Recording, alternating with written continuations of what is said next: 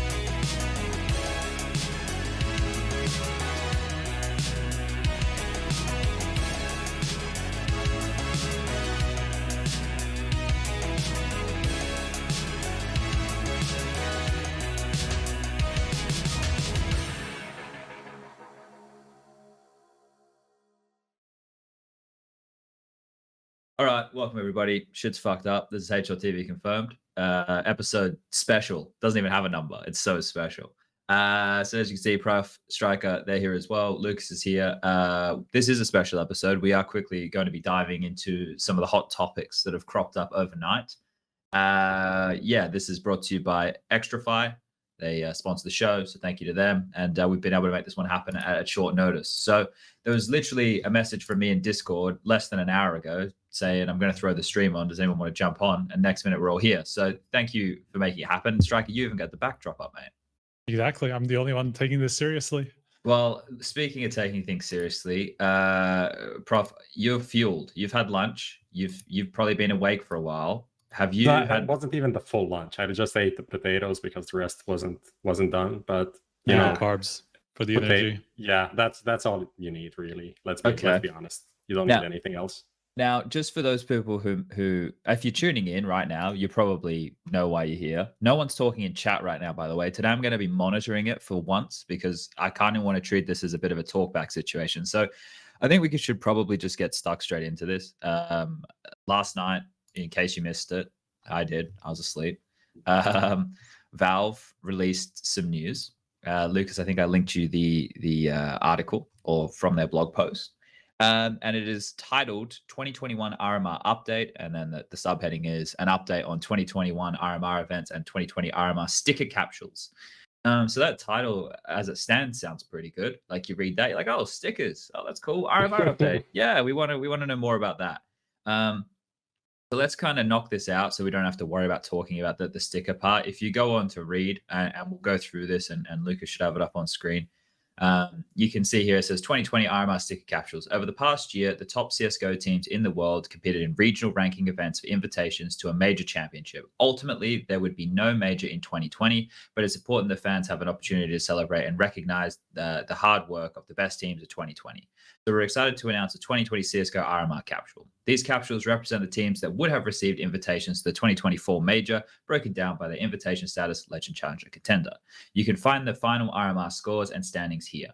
So if you click that link where it says here, it takes you to a table. It shows you in different colors. Lucas, I will give that one to you so you can bring that up for everybody as well. And on this table, you've got Europe, Vitality, Heroic, NIP. They were the top dogs. Then you've got, you go down the list, even to the point where the South American squad, Boom, in Oceania, you have Renegades getting it, and in Asia, Tyloo. So all of these names on this list, whether it's yellow, blue, green, have all received stickers in the sticker capsule, even some of which, like 100 Thieves, no longer support Counter-Strike. But Gomez tweeted that apparently the money goes to the players. Now, I don't have any way to verify that, but I seem to trust Gomez. Do we, because in the article it says teams, right, boys? I don't know if you guys. Yeah, I think the deal is probably based on like the deal between the players and the teams on how they deal with the sticker money, right? Because most teams in their contracts, I mean players in their contracts towards the teams have a clause that says that they get a percentage of the team stickers and like all of the player stickers, right? And now we don't have any player stickers for this thing. So the thing is, obviously there's going to be some kind of maybe weird situations where teams players left their organizations.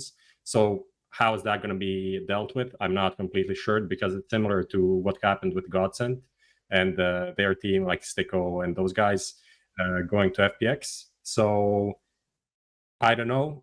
It should be probably based on the old contract, but at the same time, who knows how this is going to be worked out legally. Maybe if someone wants to pull some shit, they probably can get away with it. But I don't know. That's just something to wait and see, and maybe we can get some comments from players as we go on. Yeah, Striker, when you look at this, right, like you have Boom, who are now at MIBR, and Phelps, who's at Godsend, instead of with the Boom guys, and they have a new guy. Like this in itself gets like a little bit muddy, right, of how all that is going to be broken down. Like, does Phelps get part of the sticker money because he was part of the team? Like, what do you think of those things? Yeah, I mean, this is kind of going to be like a gentleman's agreement, hopefully, right? Just the players kind of like being reasonable about things, because I don't think there's any contract that can cover this, to be honest, because as you said, like they've already left the organization. So does this stand? As Prof said, like this is quite shady legally, I'd say, and it's not going to be very clear cut. So I think it's just going to come down to, I don't know, the people actually sitting down with each other and talking and hopefully hashing it out. Just one thing to kind of take note of: these stickers are not player stickers for a reason. I think at least these stickers are here to support the organizations primarily, because they had the worst time during this during the pandemic in the last year, because they didn't get the opportunity to go to majors where they can have more exposures, where they can get that slice of the sticker money. Like, it's not as if any of these players, like, their future is going to change based on like getting a cut of this prize pool. Like not prize pool, but sticker money, right? Yeah.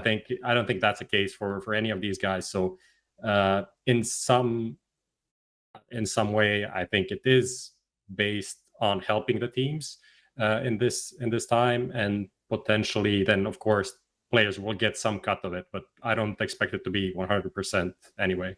Yeah, I think like that would probably need to be clarified from the people who are receiving the money, right? Like if you are 100 Thieves and you come out and you go, they're probably not going to say anything, but they come out and go, yeah, the money's going to the boys, right? Which JKS is in Complexity, the other four of them are over there at Extreme, for example. This is kind of the smaller issue here. I guess some of the things here which we were questioning just on last week's show, or this week's show, we were talking about what's going to happen with the RMR points. Is it going to get reset? What does this mean for the teams? Well, in a way, people have been rewarded, so there's a positive. So we'll just continue reading down this article.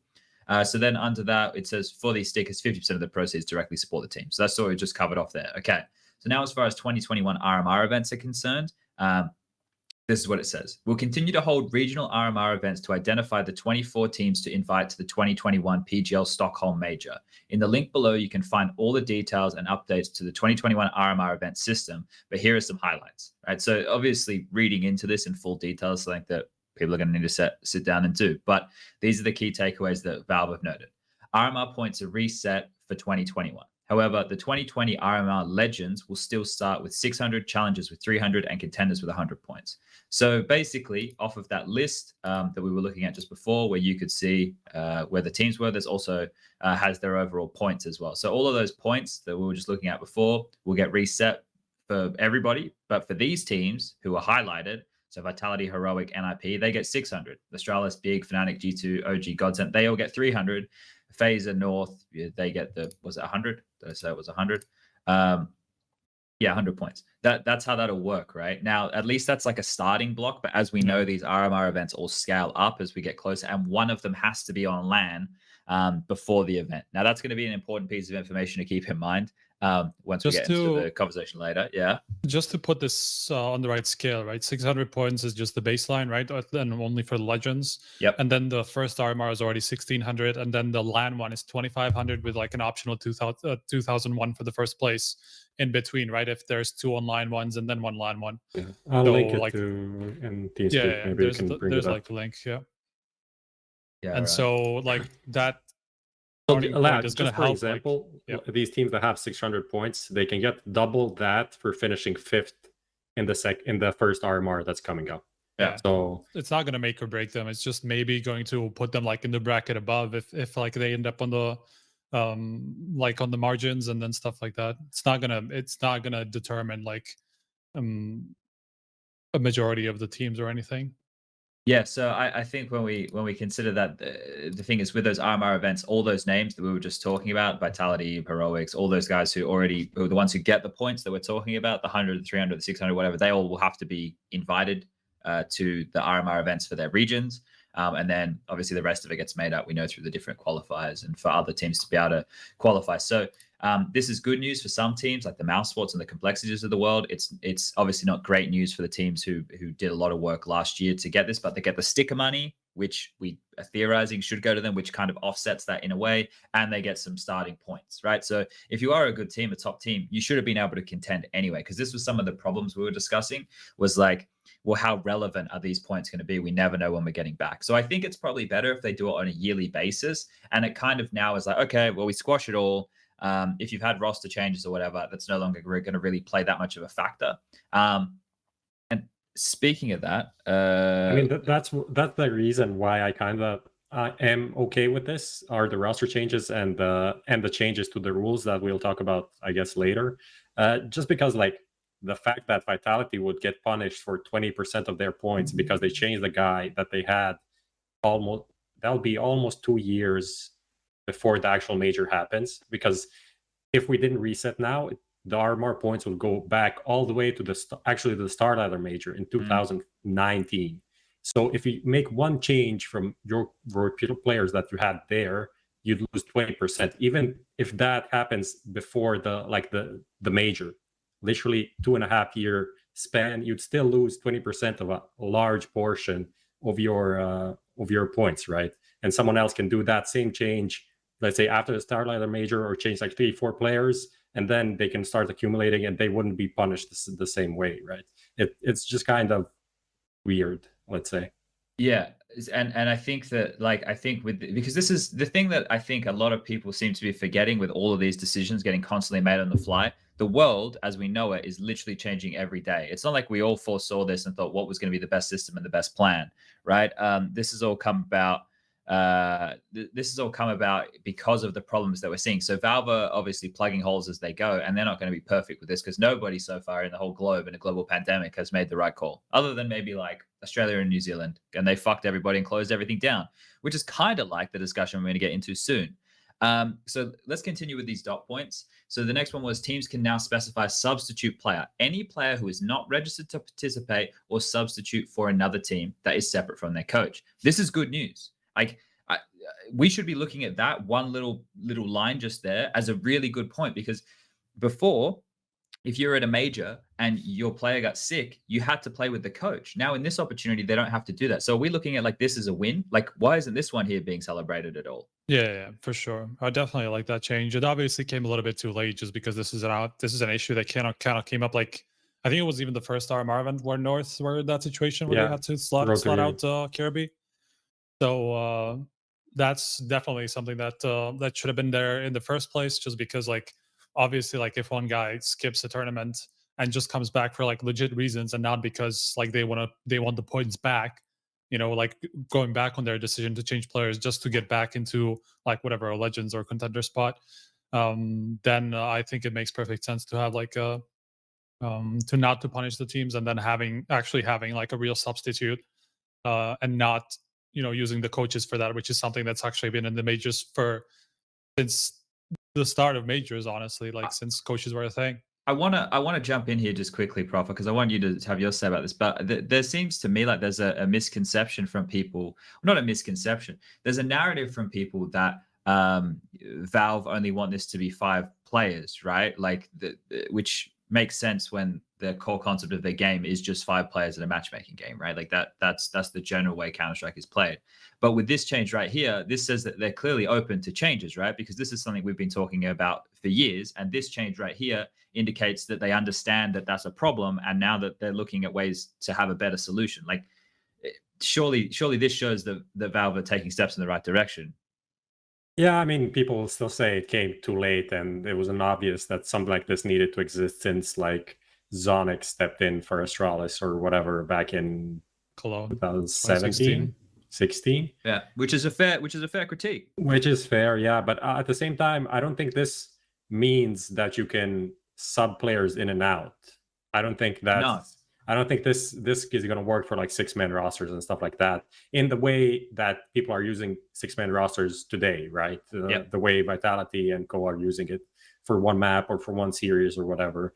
I think this is like you can swap someone in, you can swap him out, but it has to be for a reason, and you can't do it like mid-match and stuff like. I don't think that is going to be tolerated, but it hasn't been explained in detail, so people can take it either way at the moment until it's kind of verified by Valve, I guess. Yeah. I think it's just going to work the same way as it has until now. It's just like it's a separate guy and not the coach who can step in, you know. So it's going to work the same way. They can only do like one-time player substitutes during a tournament. I think that was the rule before. So you can't really just do it at the same tournament. So he's going to be able to come back for the next tournament. So obviously, like Vitality with Nivera would just have to play the entire tournament with Nivera if they wanted to slot him in, instead of, you know, how they did it so far. So it's definitely going to affect these teams that have been using substitutes for just like certain maps like Astralis, Navi, and Vitality. The question here is, did we think that was going to be the case anyway? Like, as far as I was concerned, I didn't think that Valve were going to be allowing that, right? Just the fact that Blast are and ESL are and the online environment, like those things all allow for it. Like, let's put this in practical sense for a second. Having 6 people at LAN, right, is much harder than having 6 people online. You guys have seen it with the Vitality room where they all have PCs set up ready and ready to go. The Navi guys, they're all at their homes. The Astralis guys, they're all at their homes. So everybody has their own PC. When we get to LAN, we are now talking potential delays caused with 6 players having to swap SSDs, having to redo monitor settings, having to get there and do NVIDIA settings, set down keyboard, mouse, blah, blah, blah, blah, blah. I could go on for fucking years about that, right? So in terms of once we're getting back to LAN, we never knew how this was going to be a possibility. Just because Blast or just because ESL or just because these guys have worked out how they wanted to do it, Valve are the ones who decide at the top level what's going to happen, right? And they are it's their fucking video game. So if they only want it to be 5 players and no substituting between maps or series or whatever, that's their decision, right? Now, are they making steps to better that? Yeah, because now there's a fucking substitute, so we don't have to have games where like this one doesn't matter because the coach is playing. Now the excuse isn't there for the same way. If people get sick, it's a good change, right? Let's keep flying through these. The next bit says a team incurs a penalty when they substitute out a player in an event, but there is no penalty when the player is brought back in. So I mean, that's already what I was talking about with like that's kind of going to help with those situations where it was like Kirby, you know, that we just went out for one event and they came back for the next one. Yeah. Like they're now going to get punished twice for one change essentially. Which is good. Which is let's say somebody gets sick, someone's internet dies, like something happens in the online realms and you have to sub them in. We all understand that. That makes a lot of sense. All right, the next dot point is during online matches, only players are allowed in the room and on the server. Neither coaches nor any other team staff will be allowed in the room, on the server, or to otherwise communicate with the team during an online match. Now this here, this is the part. Yeah, and we'll get to that in a second. We'll dive into that in a second. And then the last bit is the full details of the RMR system can be found here. Now, if you guys want to have a really big read of that, click that, have a read. There's lots of stuff there. But the main takeaway, now we've actually caught up, and I actually have Messioso Graham Pitt here ready to jump in with some stuff to help us, because he used to work at ESL as in the league ops, and now obviously he's been at North for some time. He was working for Blast. So he has a lot of knowledge like from an event side. So I want to kind of quiz him about all the ways that people could possibly be exploiting shit, and if we should be worried or if we shouldn't be worried, and if even that's the question. So we'll get him in soon. But I just want to get this coaching integrity stuff started, because this is the main chunk of the conversation that we're all having here today. Now, if you're a new viewer, new listener, whatever, maybe you're new to Counter-Strike, maybe you've missed all the drama, we need to kind of go back a little bit. We need to go back to when this change happened. So because we've had to shift online away from LAN, which is a massive change. You guys need to remember, like 2019, we had hardly any online events whatsoever, unless it was qualifiers for shit. It was all basically just LAN. right? And if you don't understand how coaches operate on LAN, they're there with the team, but they don't have a PC. They're not in the server like they are online right now. They're not in that GoTV coaching slot, server slot for the coach.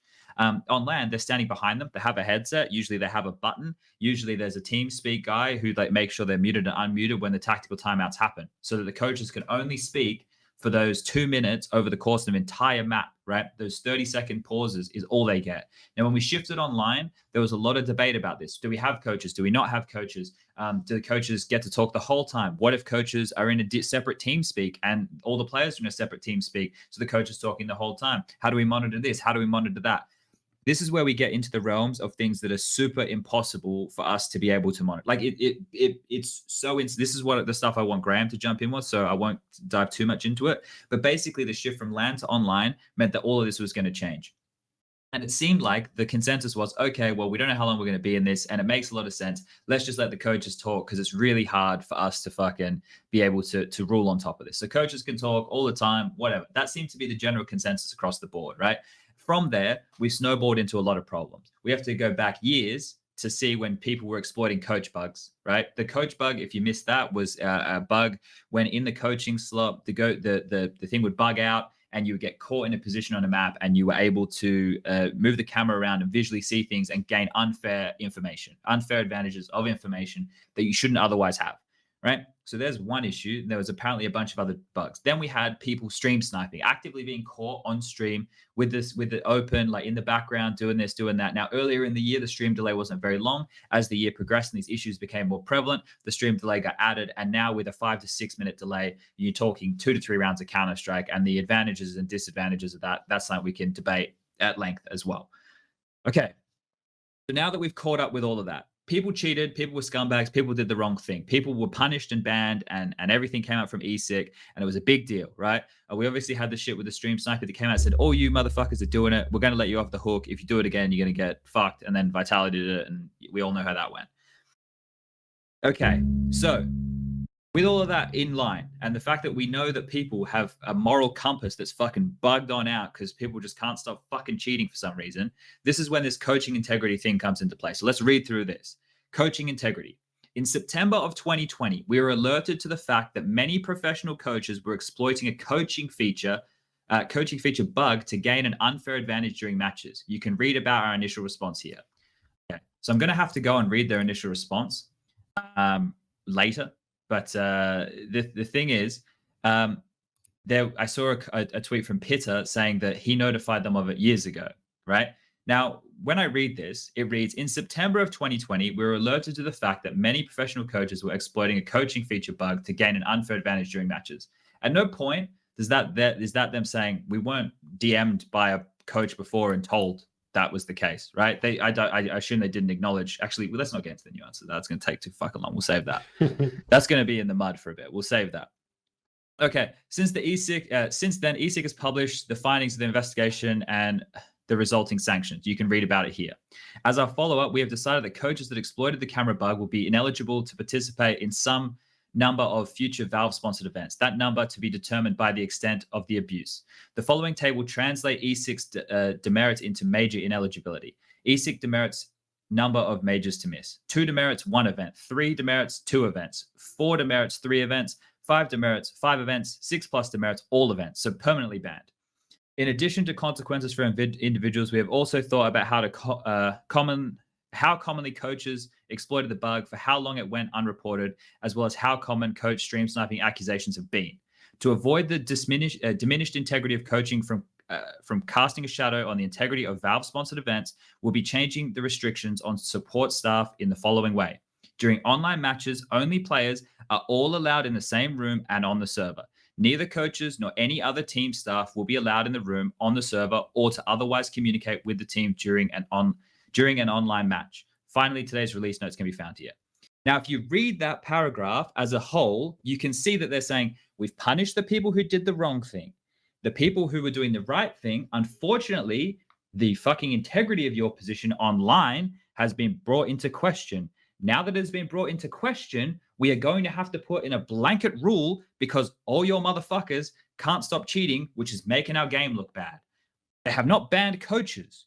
literally for what may be just one RMR event, you will not have coaches. And you can read that they have not banned coaches just by reading what they actually fucking wrote, right? Just by what they wrote, you can read that coaches are not banned forever, because what they're talking about is to avoid the diminished integrity of coaching, of casting a shadow on Valve-sponsored events, will be changing the restrictions for online stuff. Right? They're punishing these coaches for the LAN events coming up. And once that means that if you're a coach, right, and you're not punished, when those LAN events happen, you will get to participate. We just can't have you do it online because there's too many fucking scumbags. Like, am I missing something here? Because the headline reads, when I wake up this morning and read a bunch of people tweeting, is that they think that coaches are banned forever and that their careers are over. Like, am I overreacting in not overreacting, or is everybody else unable to read? Yeah, to be honest, like, well, the first thing that when you wake up and read that shit, it's always like that. It's always the worst reactions, and it seems like everything is doom and gloom, and it's all done. But I don't see this actually influencing the future of coaching. Like, any of the coaches that are coaching top teams, they'll still continue to coach top teams. They still need coaches, and they will use coaches in most of the matches that they play, unless they're banned, of course, then they can't use them. But it doesn't really seem to change that much, especially because these RMR events, as you said, could be just one, could be literally one event that isn't going to change anything. So yeah, on the other hand, I also understand that it feels unnecessary. I feel like that's the issue with it, and maybe overdone from Valve's side. Like, why do you have to remove all people from a room, and does that actually make a difference? It seems kind of dumb in a way that you could probably still cheat if you wanted to, even though no one else is in the room. It's still, if you don't have people on TeamSpeak and if you don't have webcams recorded, you can't be sure that people are not cheating. And then if you have that, then you could have the people in the room at the same time, right? Because with that, it wouldn't make a difference. So I'd understand if their approach literally just was an easy way to be sure that no one cheated, but without what Blast, ESL, Flashpoint, and everyone else is doing now, that is recording all of the communication, recording all of the webcams, you still aren't really sure that someone isn't playing dirty. That's the issue for me. Just to explain this, right? This is mainly done because of the stream sniping issue and not because of the bug, really. Just because obviously the bug is not like the only thing to get rid of, like, coaches abusing bugs is just to have them not be on the server, right? For them to not be allowed to be on the server, so that, because then they can't really use any bugs, right? So that would be enough to kind of prevent that if there were any bugs that were still not discovered and stuff like that. But this is really just a response to, in addition to obviously all the coaching bug exploits, to the stream sniping issue that's been brought up in recent times. And for me, that just comes back to the same thing it always has. Like, this is, by the way, this was an issue like after or before Road to Rio, if you remember. Like, ESL did that vote. They did a vote. I think they just went back on it just because they realized how unfair it was to certain teams. Valve wanted the vote, right? This is what happened. Exactly. I think Valve wanted the vote on, Valve wanted ESL to ask all the teams if they wanted coaches or not. So the players and teams literally got to decide if they wanted coaches. And I think there was only one team that voted no, and everybody else said, yeah, we want coaches. So you had the opportunity to vote for coaches, and then all you motherfuckers still went and exploited and cheated. And when I say all of you, obviously all of you didn't. But there's a bunch of you who are still like, I'm sitting there watching games, and as we're throwing to the break, and there's a guy on camera, he's on his fucking phone. Like, what are we doing? Right? Like, at LAN, what happens is when you go to stage after you've logged into your PC, your phone gets put in a fucking box and you don't touch it for 3 hours. Why aren't we doing that with online games? What is with having 365 fucking support staff behind teams? Why do we need Joe Blogs on his phone sitting there being manager chief while fucking Shox is clutching a 1-on-4? Does he need to be there? If the cunt needs a Red Bull, he can knock on the window and tell him to get a Red Bull. Like, how did we let it go from like the standards that we had on LAN and then all the way back to this? Oh, because it's online and we can't monitor it. Okay, if that's the way we want to play it, then that's the way we got to leave it. We can't be half in, half out. That's what it seems like right now, is that we're half in, half out. Well, guess what? Valve don't want any of your bullshit. So that's why they've said, No more fucking coaches in our events. That's all they've said. They haven't gone, hey, Blast, you can't have coaches anymore. Or, hey, ESL, you can't have coaches anymore. ESL and Blast have two of the absolute best teams when it comes to enforcing this shit. What are you hitting, by the way? You're hitting. Sorry, guys. Sorry. You do have a guitar there. Yeah, exactly. It sounds like you hit a guitar every time, like you hit I hit something. my mic stand, I think. Oh, okay. That's good. But my point here is, like, ESL and Blast as two TOs have the capabilities to monitor this shit, right? They actually have the capability to do that. Whereas smaller tournaments, they probably don't have the staff or the resources to be able to do it. So will ESL and Blast probably still keep coaches and keep it strict and do all the things that they say? Yeah. Will coaches still exist in those? Yeah. Will, for RMR events, potentially just one? Will coaches be there? No. Okay, then we start getting into, should we have punished everybody? Like, there's so much. One thing to say, though, like, this idea that you can't have, what does it actually say? During online matches, only players are allowed in the room and on the server. So let's say we're all thinking about like Vitality in our heads, but let's think about like Keto playing in Germany with his dog in the room. Of course, dog doesn't count, but maybe then his mom comes into the room and now his like brother needs to get some like underwear or some shit.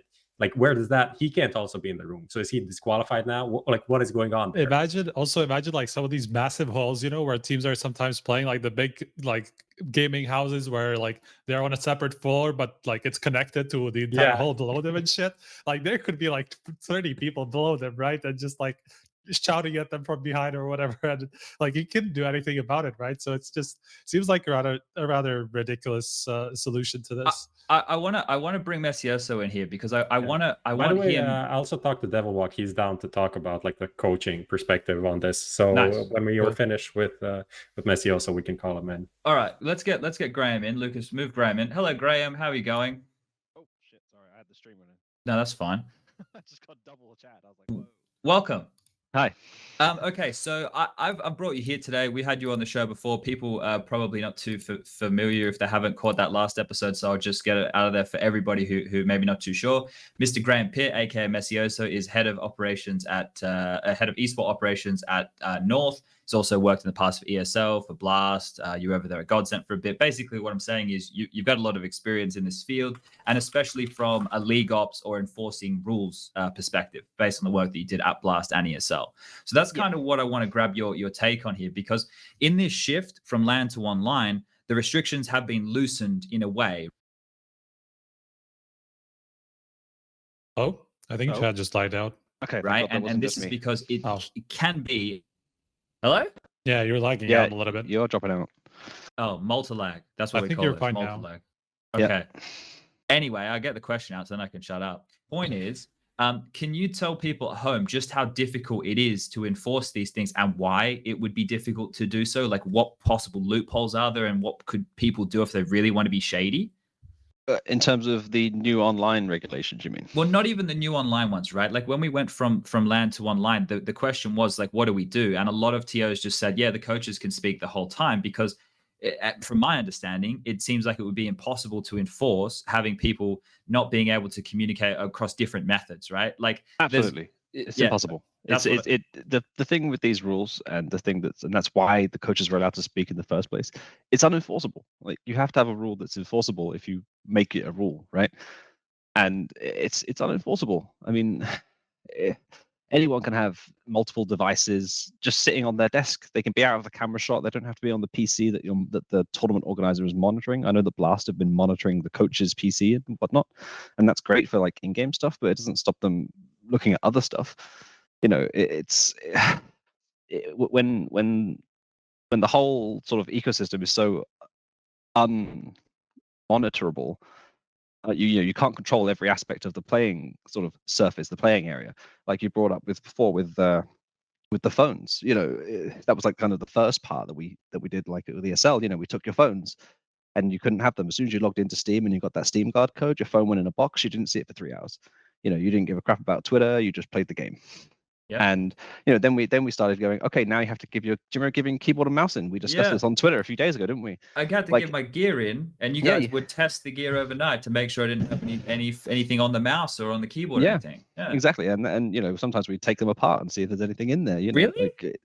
I wouldn't say that. Oh dear. No, All we, right. we never took anyone's gear apart. That would be extremely reckless.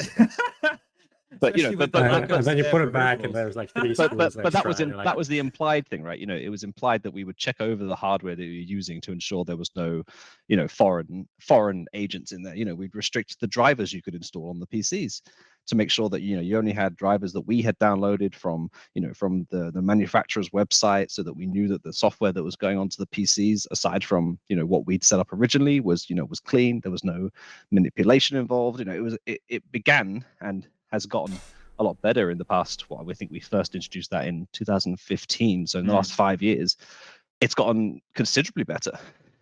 And, you know, I think that, you know, prior to 2015, I think Katowice qualifier 2015, you were there, Vox Eminor, I think. Yep.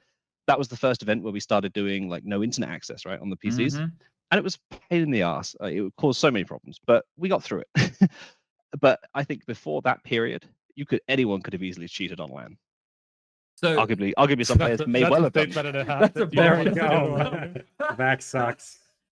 No, it's serious. If you had instant access on PCs at a LAN event, you could have easily cheated. No question about that. I think these days, cheating on LAN would be extremely hard. Like out like a top level tournament, you know, I'm talking like ESL Blast. I haven't been to Flashpoint, but I assume it's Flashpoint because they've got the Faceit guys behind it. Yeah. Like there's very little way I think you're cheating on those events. Okay.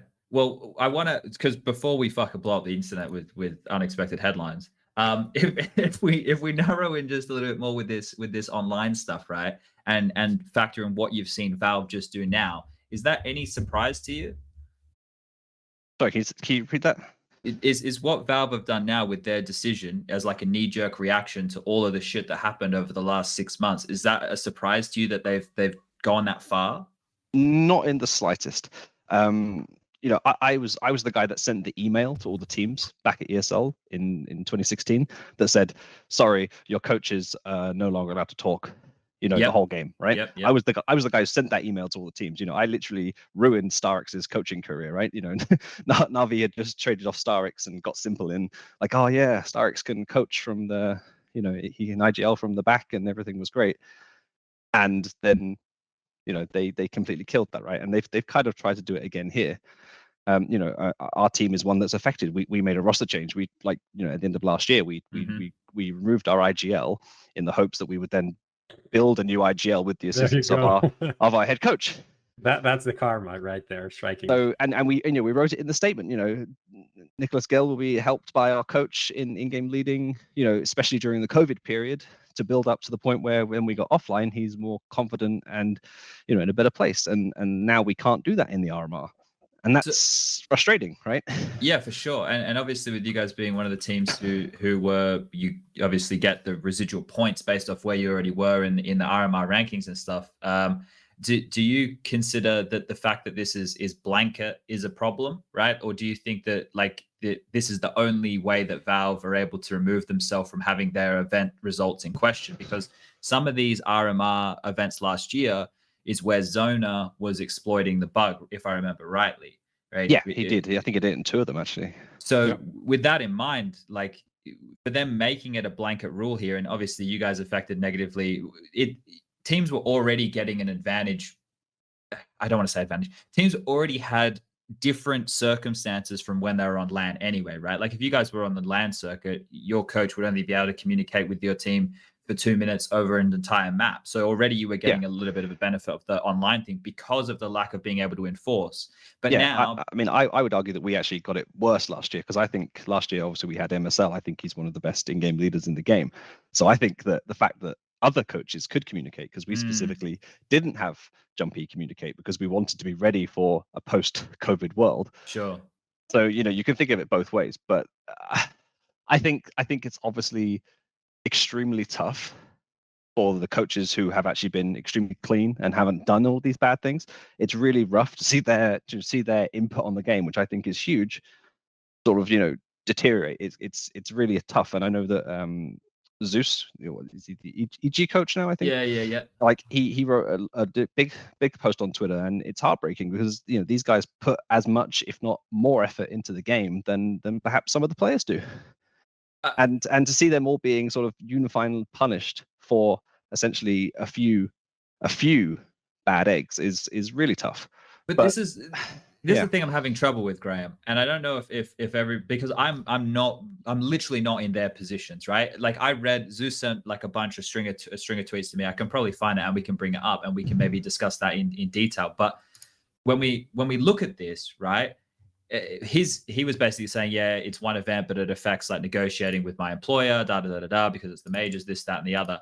I'll get it brought up so we can go over it, Lucas. Here it is. But if this is just Valve protecting its own online event, which could potentially be just one RMR event, right? We don't know what's going to happen with COVID, but let's assume, because it has the first RMR event online guaranteed, second one is a maybe if we need it, and the third one has to be LAN before the major. Yeah. Do you think that the flow-on effects of this announcement will bleed into other tournaments at the top scale? No, I don't. But at the lower scale or the middle scale, do you think it will bleed in at all? It certainly won't at a mid and lower scale because, again, it's unenforceable, and those tournament organizers have already shown that they don't care about enforcing that kind of rules. They're just going to go on the standard kind of, play online. Essentially, those are the organizers that have been doing online Counter-Strike when LAN Counter-Strike was a thing. True. They're just going to keep going. At the top level, I don't see it really causing much of effect. I don't see ESL, Blast, DreamHack, Flashpoint as well. I don't see them restricting coaches any more than they have already. I see them putting more effort into detecting these things because that's for their jobs, that's innovation, that's what they're meant to do. But I don't think they're going to restrict it anymore. You can look back and think that DreamHack have been allowing coaches to talk during freeze time. Sure. Or for the past 2-3 years, I think it is at Masters and Open events. They've changed that now, I believe, right? Because they're more closely under the ESL umbrella, right? So I think that in being in the EPT, they have to follow the rest of the ESL rules. Yeah, and that makes some sense. But you could even go back and say, I mean, the one rule that I remember was, I think it was late 2015 at ESL. We made a decision to change the after round time. From 7 to 5 or 5 to 7. I can't remember which way it was. I think it was less. I think it was more. I think we went from 5 to 7. Oh, really? I remember it was too quick at one point, and then one point it was, I forgot. Yeah. But there was some real confusion here because we changed it. We ran the offline qualifier for I think it was Katowice and Cologne. No, it was the Cologne qualifier for 2016 because obviously MLG Columbus was it was in Katowice, but MLG Columbus was the first major of that year. So we ran the second major, which was in Cologne, and we ran the qualifier with the changed number. And then we got to the main event, the major. Valve brings their servers, their thing, and of course Valve always enforces matchmaking rules. Yep. So after the first game, someone was like, "Yeah, it seems like the after round time is a bit wrong." And I tested it. I was like, "It is wrong," but it wasn't wrong because Valve obviously enforced their rules.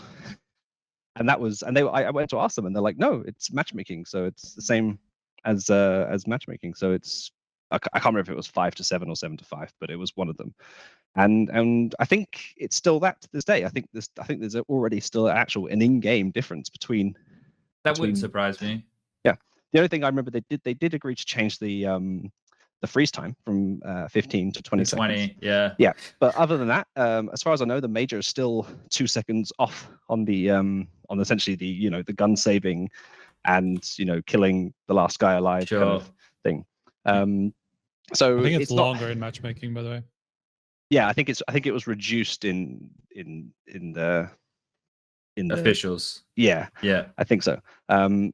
It's honestly so long ago, and I don't really care anymore. But I remember that being like a very like sort of big thing in my mind was that they were very happy to go against each other. ESL was like, no, this is what we think the rule is, and Valve were like, well, this is a major, so this is the rule. So, I just wanted to ask about the only thing that we didn't touch on from North's perspective about the RMR points being reset. I can also send like Shox's tweet. People are mentioning it in the chat because they're kind of on the other side of the scale. Yeah, they were way Vitality, ahead, right? Just to say, Vitality had 1,700 points lead towards the second place team in the and now they're even. So that's a lot that they lost with this like flattening, let's say, of the points. But how do you look on it? Yeah, I mean, for us specifically, I think we had we were 11. We no matter what. But I think the main difference is that now we're only 60 points ahead of every other team that isn't qualified.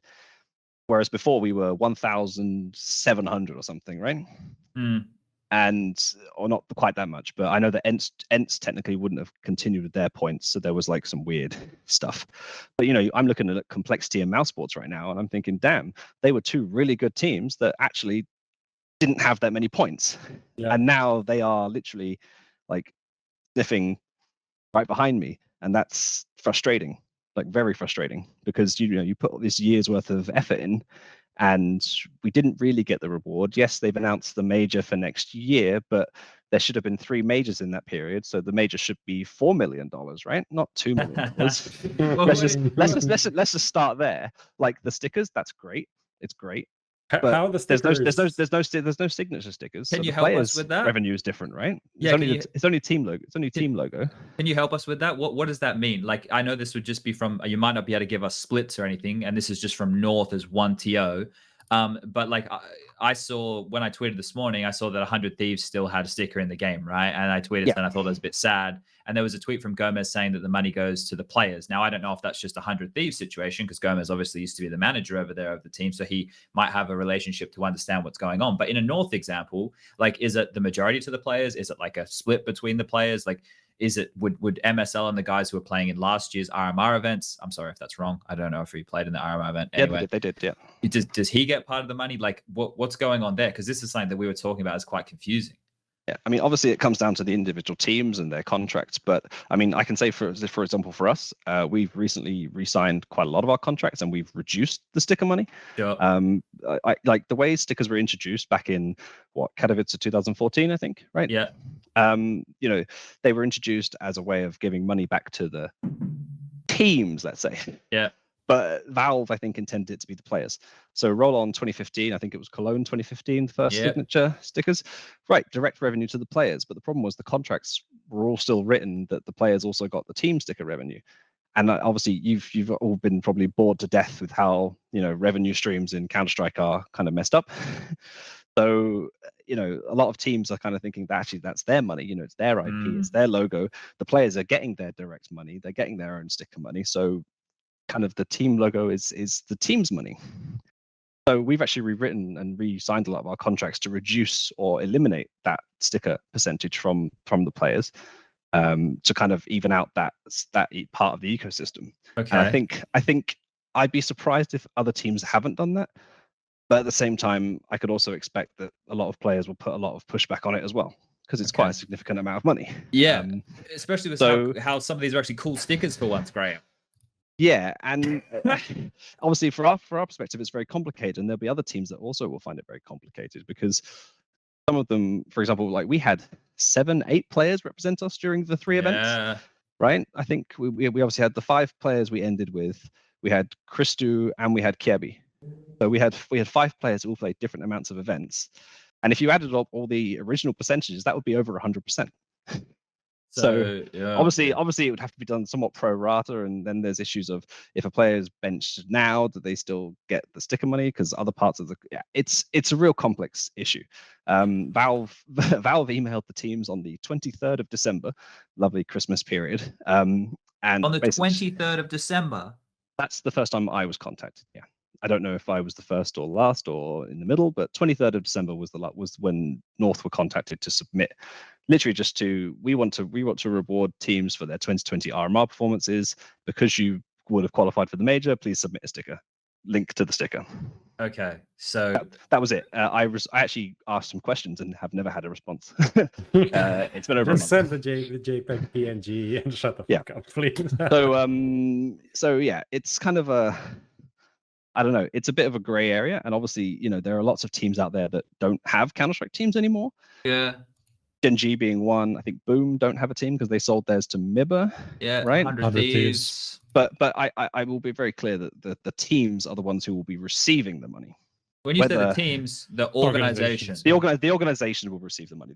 Their organization stickers submitted by the organization. It's an organization-owned Steam account. It's very specific on that rule, whereas the players submit from a player-owned account. 100% of the revenue goes to the players. That's for the signature money, right? Okay. So it's almost on goodwill, right? Like if you're Godsent, for example, and you just get all that money through the door and you literally just sold your team, you are at no obligation to give that money to the 5 players and coach that were under your banner. If Godsent, this is just an example, everybody, because it's the quickest one I can think of, but that's basically what you're saying. Godsent are the ones who get to decide how that's handled. So I think it depends a lot on the clauses in the contract. Well, the contract's over now, right?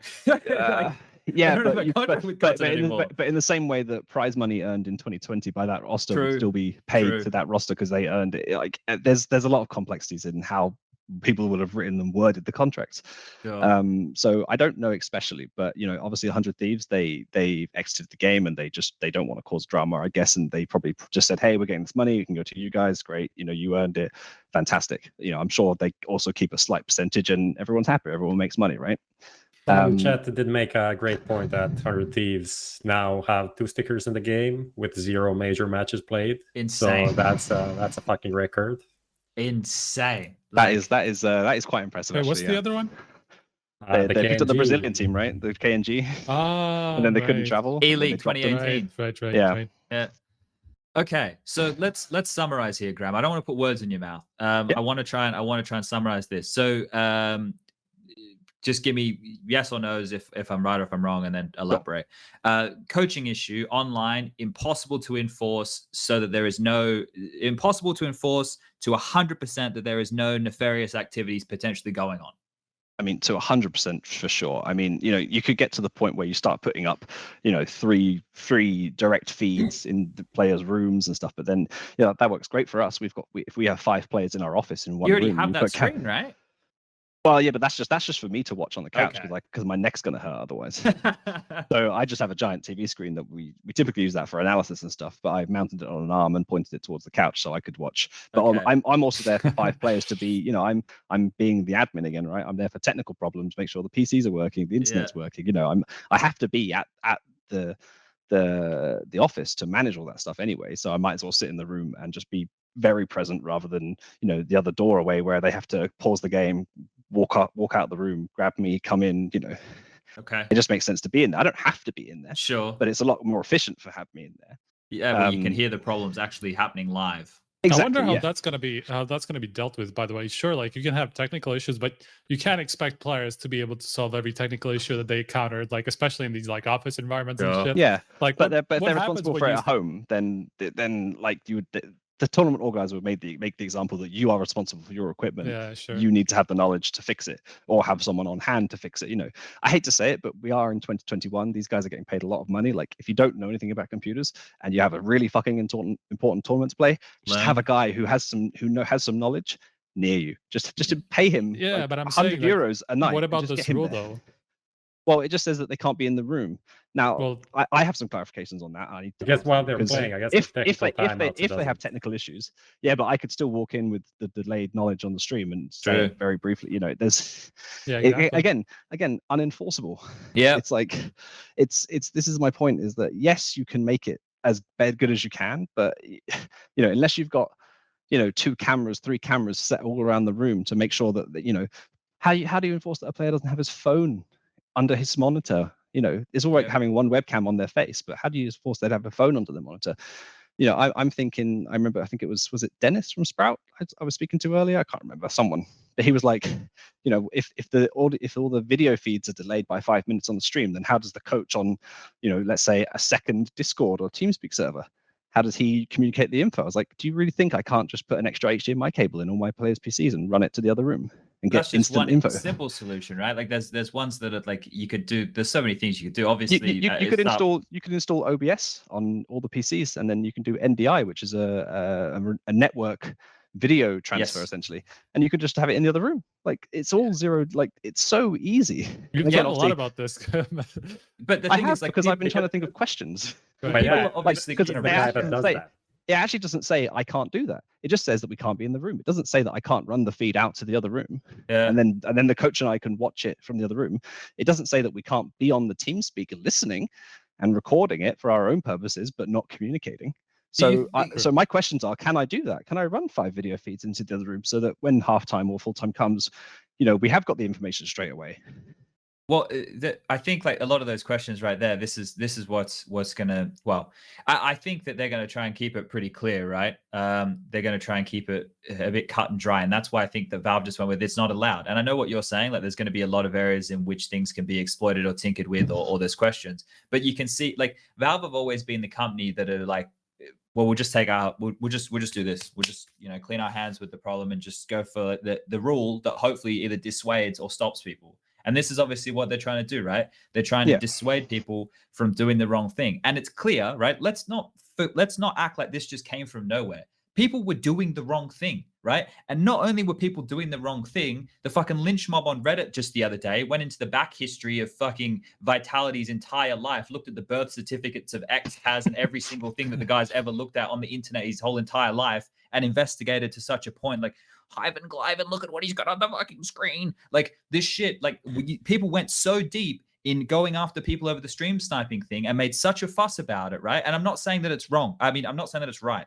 I'm saying that, this is obviously something that's bad. People shouldn't be doing scummy things, right? But it got such a reaction that, of course, Valve have to react. And what's the way that they're going to react? They're just going to go, bang, remove the problem. What, like, if you're in a shitty situation, what is the quickest way to solve it? Remove the fucking problem, right? And that's what they've done. Valve are not hands-on with these events. They don't run these events. They trust other people to run these events. And it's quite clear with other people running these events, there have been problems that have come up, whether it's Valve's fault, whether it's the TO's fault, whether it's people's cheating. There's all of those different hats that we can put on this. But people just need to look at this from a simple solution. You have a problem, let's stop the fucking problem. And that's what Valve have opted to do here. I know it's not that simple, but it's really not that simple at all, because they've if anything, they've just changed the playing field, right? Because for one tournament though, right? Yeah, for one tournament, but if anything, I think they've actually increased the amount of opportunities for teams to cheat. Oh, for sure. At that one, that's what Rob was saying. Because the problem is now they've made it so, like, before it was kind of, the coach could be on, he could talk, everything's fine, but now he's not there. Well, now I want him there. So how do I think of ways to cheat to get him there? And I mean, I just listed a few examples for you. It's very easy to put a second communication computer program on either the players' computers or on separate laptops, run the feeds out to another room. We're not in the room. We meet that requirement. We're not communicating, not that you can see. Great. So now I can cheat, right? Yeah. They've actually made it easier to cheat, or easier to have opportunities to cheat. Whereas before it was like, they're communicating and there are people who have gone out of their way to stream snipe, and that fucking sucks, right? I mean, the Vitality thing recently was reckless. I don't think it was malicious, but it was reckless from them. Yeah. And they should be punished, and they should have been, in my opinion, punished a bit harder than that, because ultimately they've kind of set a barrier that I think is too low for what actually happened. 50 grand or 100 grand or something, like, we've got to think about how much these teams are throwing around with money. 10 grand is like, well, the thing is, the match they were playing was worth like 50k, because their minimum prize money they could have won was going up from like 20 to 70 or 30 to 80 or something. Like, that should have been the minimum they got fined. Sure. Like, the bare minimum. Because they could have cheated, like, just that singular match. If they cheated just a tiny bit to win a few rounds, a few close rounds, they could have easily, given themselves 50k. So that should have been the minimum. But, like, I don't think they should have been disqualified. I think it was quite innocent in a sense. It was just reckless. It was just, someone wasn't thinking about the whole situation. And that's possible when you have a giant staff and not everyone is in tune with Counter-Strike, right? Sure. Graham, we're going to bring in Devilwalk in a minute, so I want to kind of give you the floor if there's anything else that you want to touch on here before we let you go, because I think if we add more mics, we're going to have way too much going on here. Do you have anything else on this? Well, this is meant to be our day job, I guess. You got anything else you want to touch on here from this announcement? Anything you want to get off your chest? I think just the main thing is that if you're going to introduce rules, they have to be enforceable rules.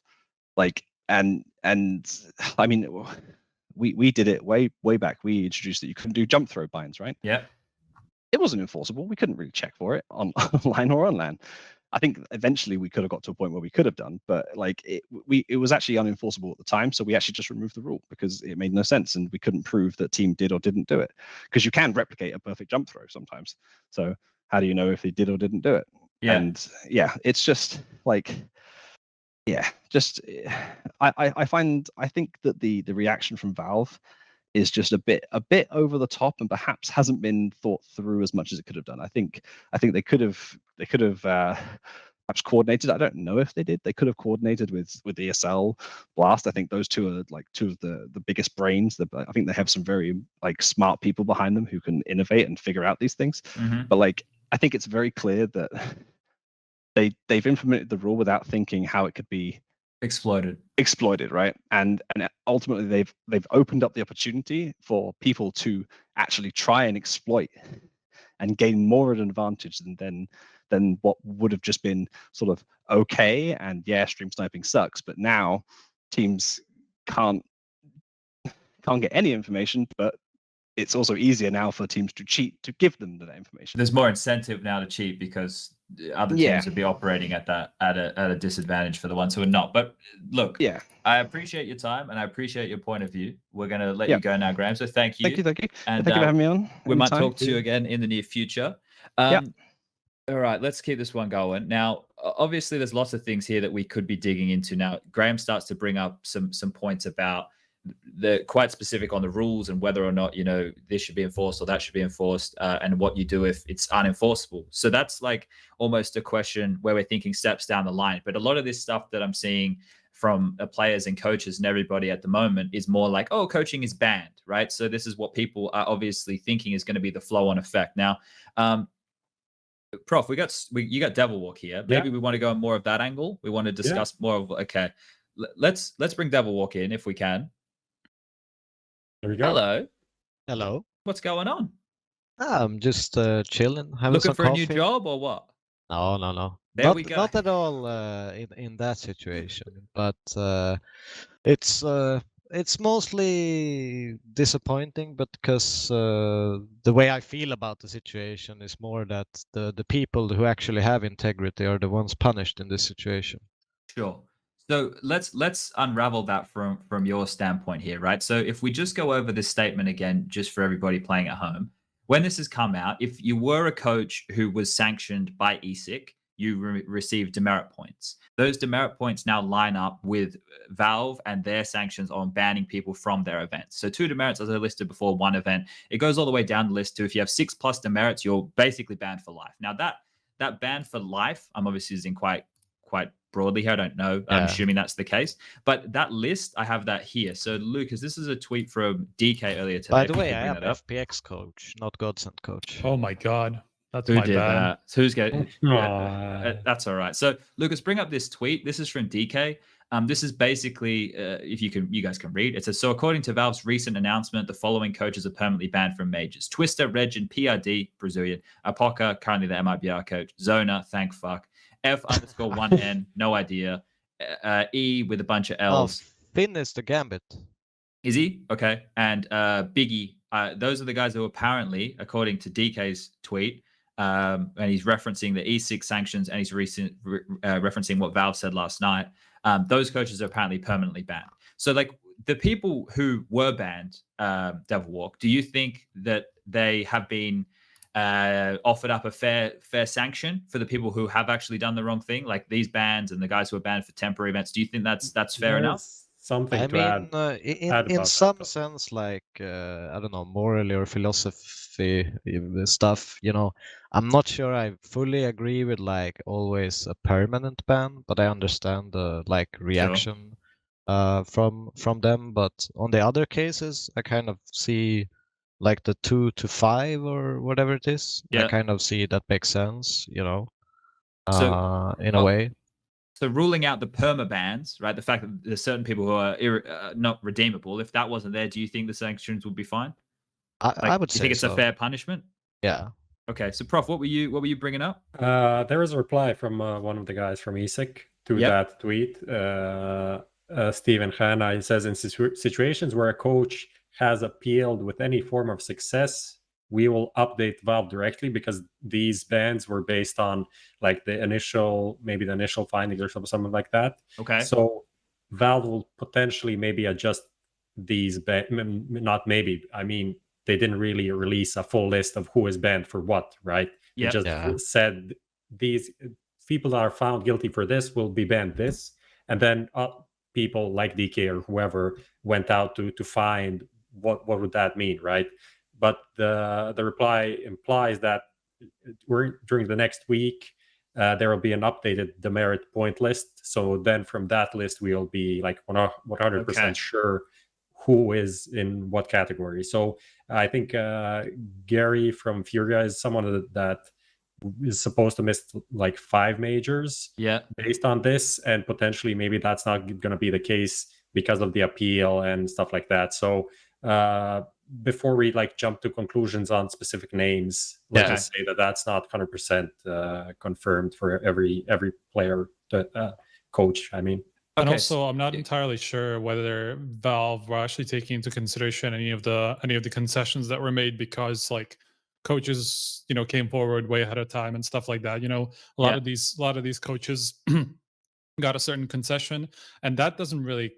I don't think that really relates to the demerit points. That actually relates just to the ESIC ban.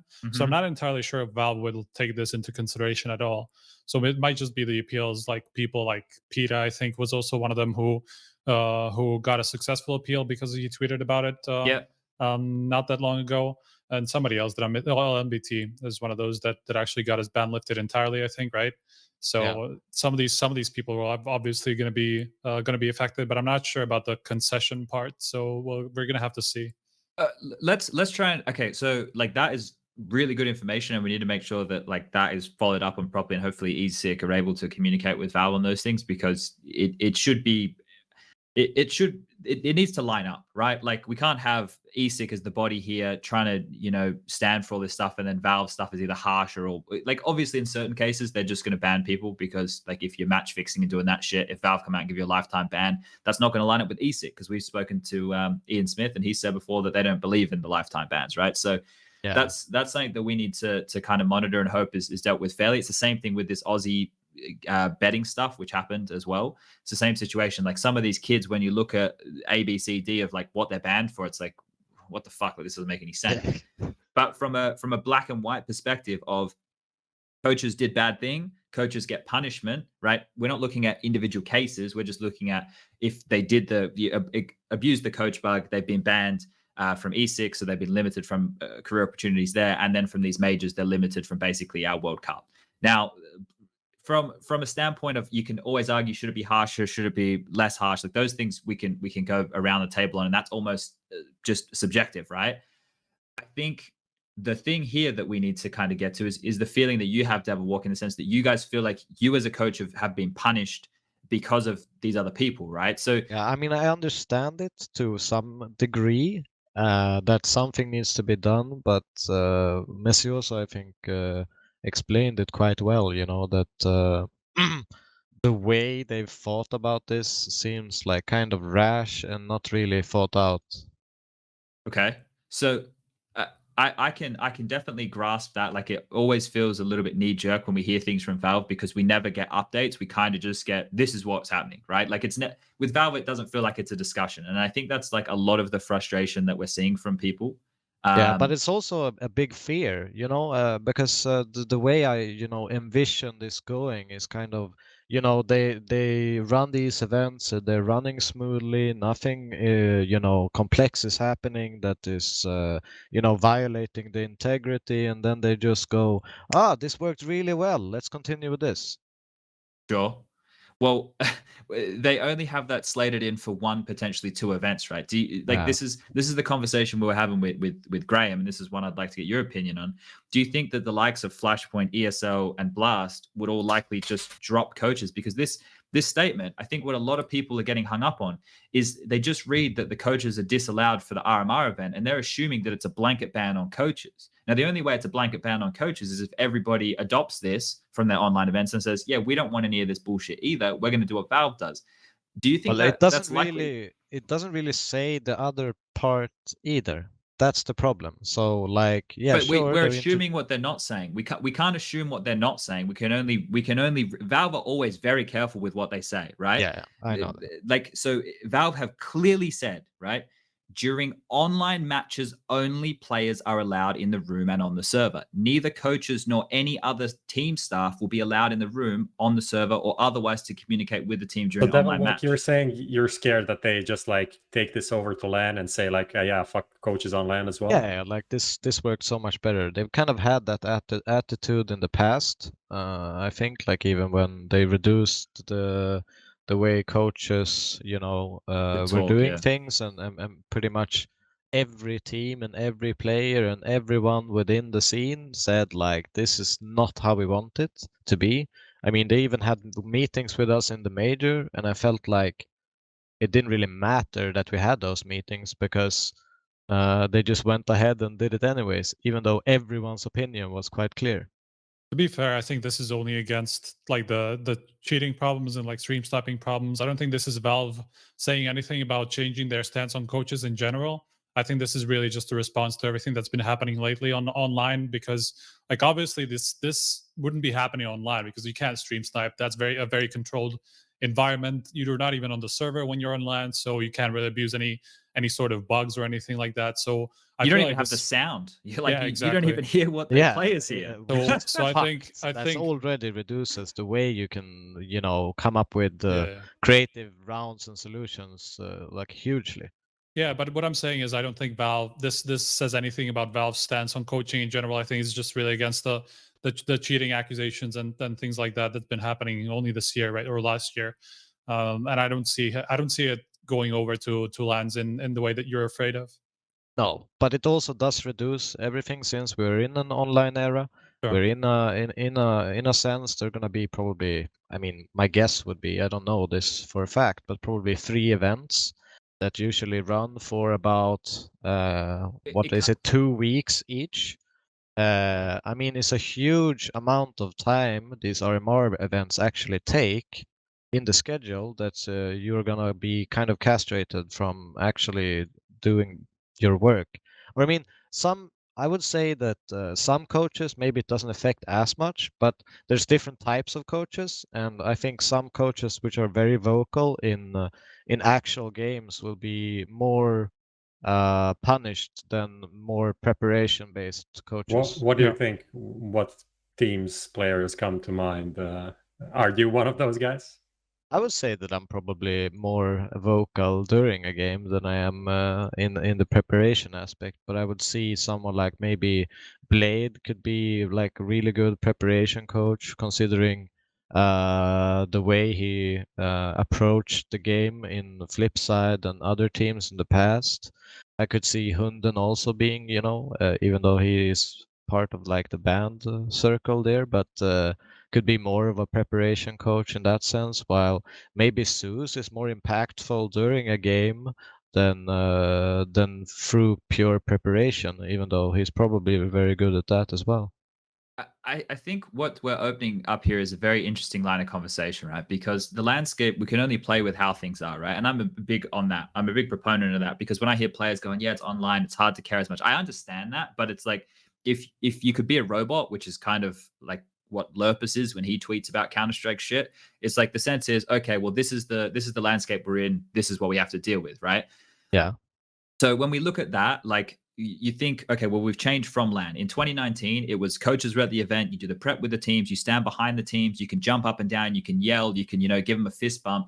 But you can only talk for 2 minutes in a game on LAN, right? Then we transition. Technically more, because it's 4 minutes, because you can use the other team's pauses.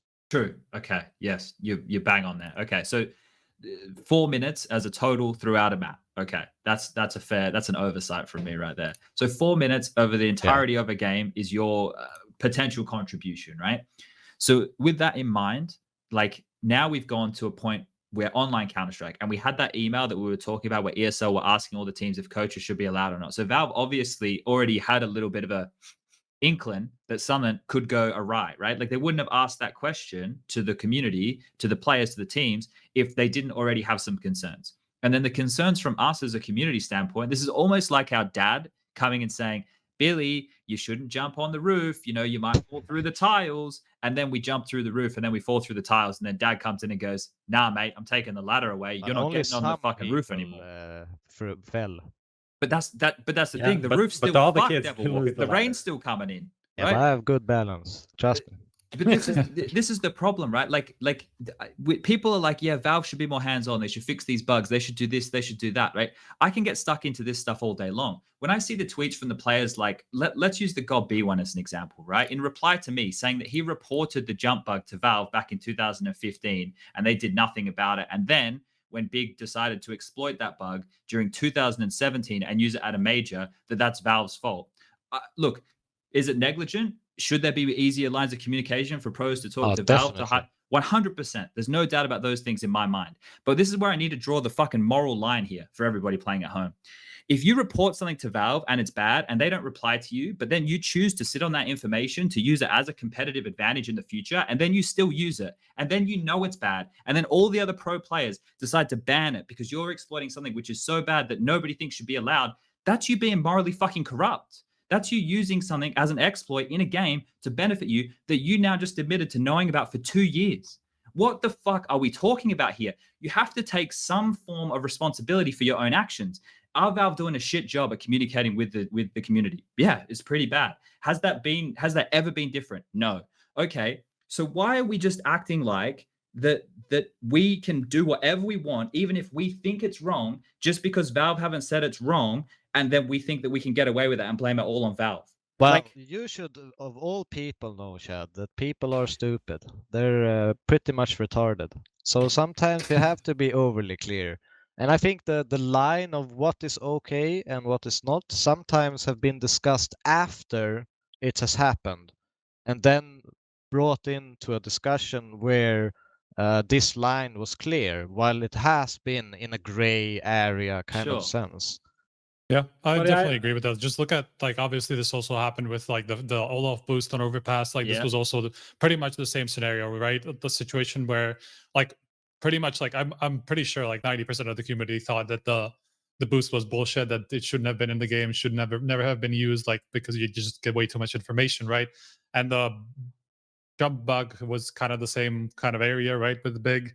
And so these things, I feel like the Devilwalk is right. You're only going to figure out until after they happen, if they are where they are on the scale, right? Yeah, Here's but the difference. The thing, what I can make an additional point. If you have something that you think is maybe a bug or should be fixed or something, yeah, maybe the only way to get Valve to fix it is to put it into the public. Yes. But you can put it into the public not by abusing it or using it at a major. You can do it at any point in those 2 years. To be fair, like you if can you know post it about on Twitter, you can do whatever the fuck. And like even Don Hatzi had like 10 abuses and glitches and shit that he found. Of course, things that obviously would be cheated, but like you could turn invisible on cache if you went into one corner, and maybe he doesn't show how to do it, but he shows that it can be done, puts it on Twitter, and that shit gets fixed because now thousands of people know that this exists in the game, and Valve is like, okay,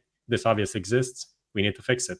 So yeah, this is kind of off topic of the whole thing, but yeah, sure. But looking from like the team's perspective, I can see how you don't want to make this public in case it isn't wrong. Like if you can use it, and then obviously you're just giving up information that will actually benefit you in the long run, right? So I feel like there's two ways to this, and like the way that tournament organizers have started dealing with this is just asking teams, if you know about something shady or like a position that you're not entirely sure about, like a boost, just tell them, and they will investigate whether it's like okay with the rules, or maybe they'll get in touch with Valve, because a lot of these organizers actually have a direct line of communication to Valve and can check with them. So this is one way that you can deal with it, right? And and not putting it into the public and just risk that you're actually giving up information that will actually be helpful for you. I mean, I think that was, I guess, the consensus of how to deal with thing after the Olaf boost that we did on Overpass. But I would also say that even in that scenario, a majority of teams already knew about it, but have refused to publicly state that they did. But you got punished immediately for that, though, as well. You literally got punished immediately. From a rule that did not exist. Exactly, which is insane. Whereas the Big situation happened, they used it in games continuously while laughing, And then the whole thing happens, and then it's a player summit, and then it's discussed, and then it's banned, and then we go from there, right? Like, I am not a coder. I wouldn't even know where to start. But there is one thing that I think, right, and a coder out there, or maybe someone who knows anything more about game development than me can correct me if I'm wrong. But I have a pretty decent inkling that to fix a bug, first of all, you need to show that you can replicate it, or that it can be replicated at any point, right? Because if a bug happens one time, where are Valve meant to start? And what evidence do you have to show this bug, right? If you don't have any evidence, or you don't give them any information on can it be replicated, can we do this, can we do that, how many times has it happened, is it happening on a larger scale, right? If things are not like, that's why Valve put maps into the competitive map pool for all of us to play, so that they can get the data, instead of one guy sending a DM and going, hey, this bug to say happened. after. Yeah, go. Get it. Basically, what I think that this would be like an extremely cheap and like efficient way for Valve to fix a bunch of things. Because I remember I've sent emails to Valve recording videos when Mirage default box, you could see the actual box, but or not like see. But the actual box was like larger in hitbox, so you couldn't shoot through that visible area and stuff. And they fixed that and stuff. But if they just hired like an actual community manager to talk with these people on a regular basis, people would be more inclined just through a Steam chat right to this, just like they had with Blizzard, for example. StarCraft did a great job with this, with balancing, for example. They had a community manager who was talking with friends, playing games with pros, constantly engaging, in tournaments and just community stuff, right? And they would just in private messages write to him, this is kind of like fucked, because of this and this reason. And they would have an active discussion instead of, kind of a player or a coach or something, to a point where they're compiling a bunch of evidence and have to record stuff and have to, make sure that the email is correct. I mean, some players will just say, I'm not going to give a fuck about that. Someone else will do it. You know? That right there, like you've highlighted both sides of the coin right there. You highlighted it from the sense of where you found an issue, you have provided evidence, and you have provided that evidence to Valve, and they have fixed it, right? You just said a success story, and then the last thing you said is half the problem we have, right? Yeah. For the people who find the issues but don't know how to communicate it clearly, or won't communicate it clearly because they don't know how, or it's too much work, right? At what point does that change? Like, I get what you're saying. If we had a community manager from Valve, that's where we would go. But can we try for a second? And I'm not saying that we shouldn't have better communication. I've said it multiple times on this show already. Like, with the four of us here, can we have a quick little thought? And we're going to have to rack our brains real fucking hard on why Valve are not doing that. Why do Valve not have a community manager? Because what I hear and what I see is Valve should just do this better. Valve should just do that better. Valve should just do this, right? It all sounds simple when you're not the ones who are having to be the resource, or having to be the ones to organize, or having to be the ones to do it, right? Like that's always... It doesn't even need to be Valve. It can be an extensional source in ESIC, for example. So we're talking about having somebody who the players, so almost like a union, you might say, Devilwalk. Well, I'm not allowed in unions. Yeah, look. I mean, you are just not in the player one, so you can be in some other you can be in the union of Swedish people. Can we be a talent union? I don't think. No, we definitely don't have a union. We fucking all hate each other. But if we're going to look at this, right, why do we think that Valve won't? And I know that you said it doesn't have to be Valve, but the fingers all get pointed at Valve. Right, like Prof Striker, you got anything here on why they wouldn't do I just think it's kind of a hassle for them to have to explain themselves every step of the way through this. So I feel like that's why they are approaching the game the way that they are, where like it's not a discussion. This is how things are. This is how we see things, and you're just going to have to accept that, right? Well, if it was a discussion, then they will have to explain a lot of their thinking behind everything, and then obviously, that's a lot of extra work that they probably don't want. But I mean, also just didn't we talk about? Wouldn't it just make everything so much clearer that once it's been asked, it would never be asked again? And then instead of having all these unknowns and then making up your own, like, how did they think and how did they do this and how did they approach that?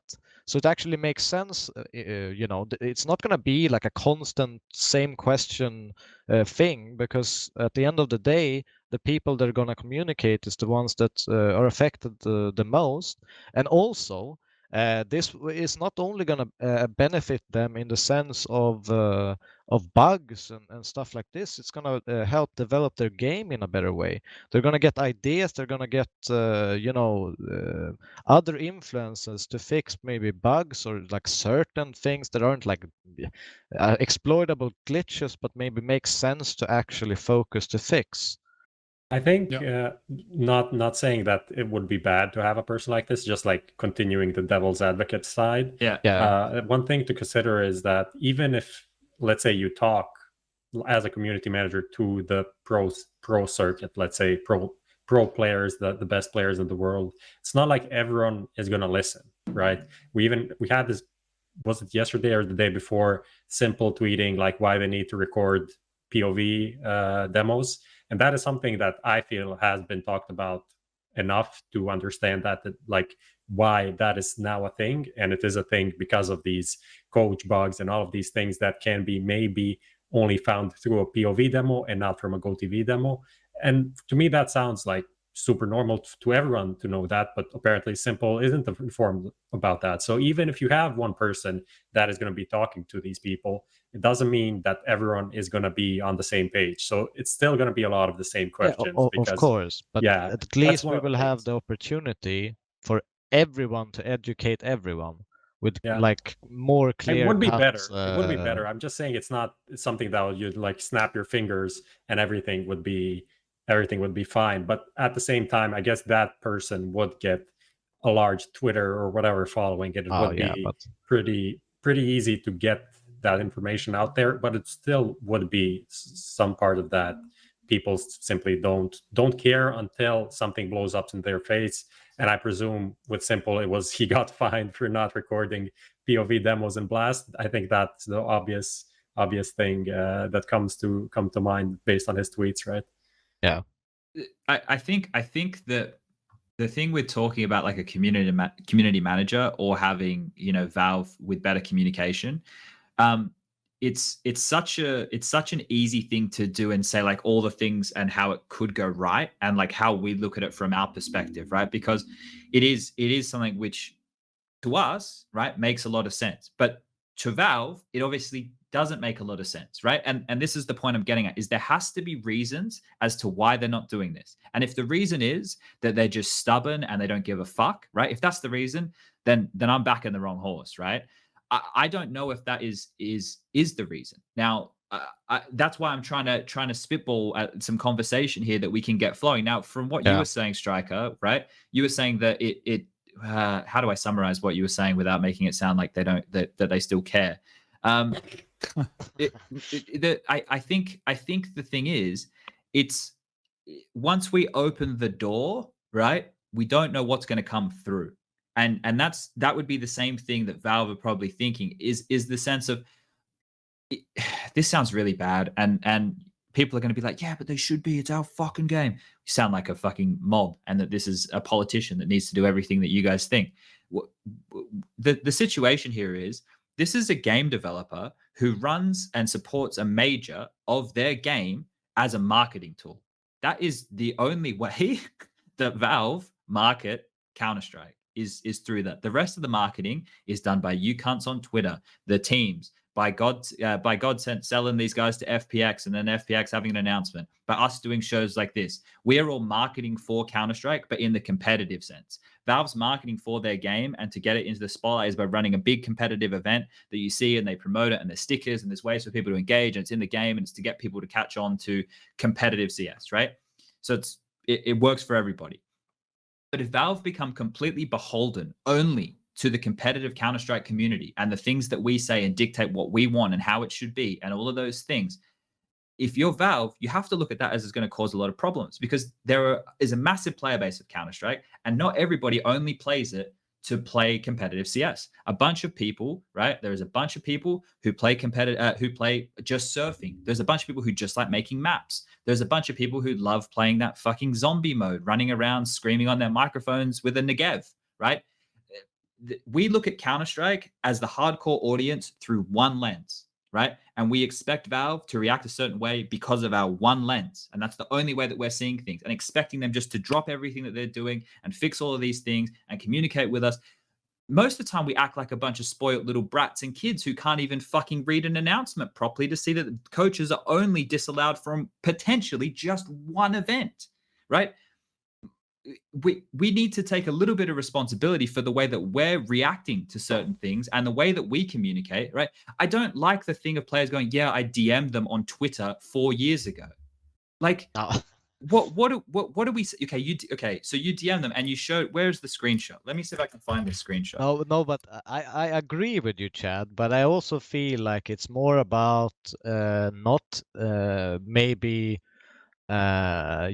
persuading them to do everything that we think. But I think that it's important for people to feel that they are listened to and that they know. Just like, you sending something and getting a response. No matter what the response is, that doesn't really matter. But getting the feeling that at least they have answered. The acknowledgement, sure. Yes. It's like when you go for a job interview and then you don't hear a reply. It's like, well, what the fuck do I have to do, right? It feels hopeless. Look, I can definitely resonate with that, and that's where you're probably right. If there was a funnel, if there was a system that went from like top down, from like the pro body, the coaches, everybody, the pundits, into like the next, which is like, okay, well, we've got this guy and this guy. This guy's going to find the evidence for this, and he's going to send it to Valve. And I hit the mic again, so everybody. And this guy's he's gonna look at these rule sets, and he's going to send this to the TOs. Yeah, she's beautiful. But my point is that clearer lines of communication is kind of what we're working on here, right? And unfortunately, you would like to think that the fucking CSPPA, this player association, should be where we're pointing our attention for communication. You would think that the body that is meant to represent the competitive player base would be the people most likely to be able to talk to the body who make the fucking video game, right? Like,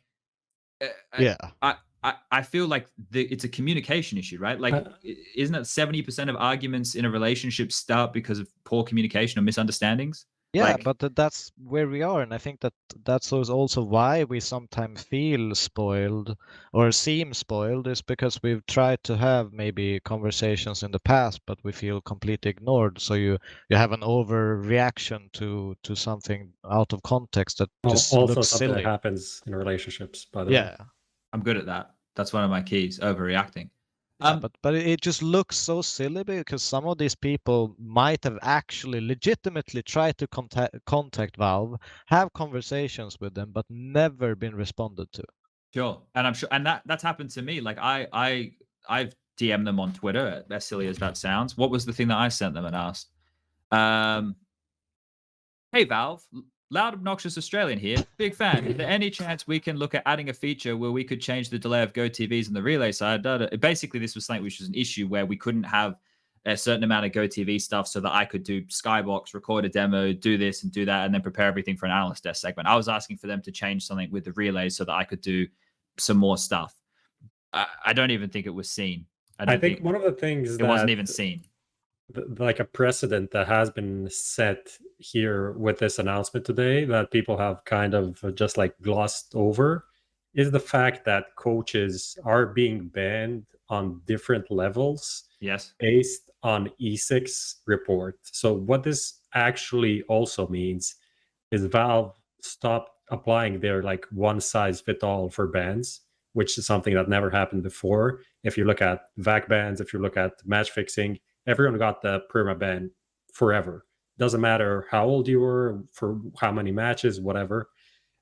With this, I think this shows something very promising in my eyes, at least. Progress. Shows that if ESEC can continue to be like a valuable, I don't know, something in this space, that then Valve can rely on them to do a good job and then have these nuanced responses instead of what happened in the past, where, as we all know, like everyone has been permabanned.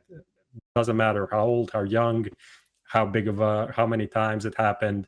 So I think this is a pretty good thing that could, moving forward, mean that maybe not everyone gets punished inappropriately, even with this, potentially someone is still going to be punished inappropriately, but it's closer to fairness, I feel like.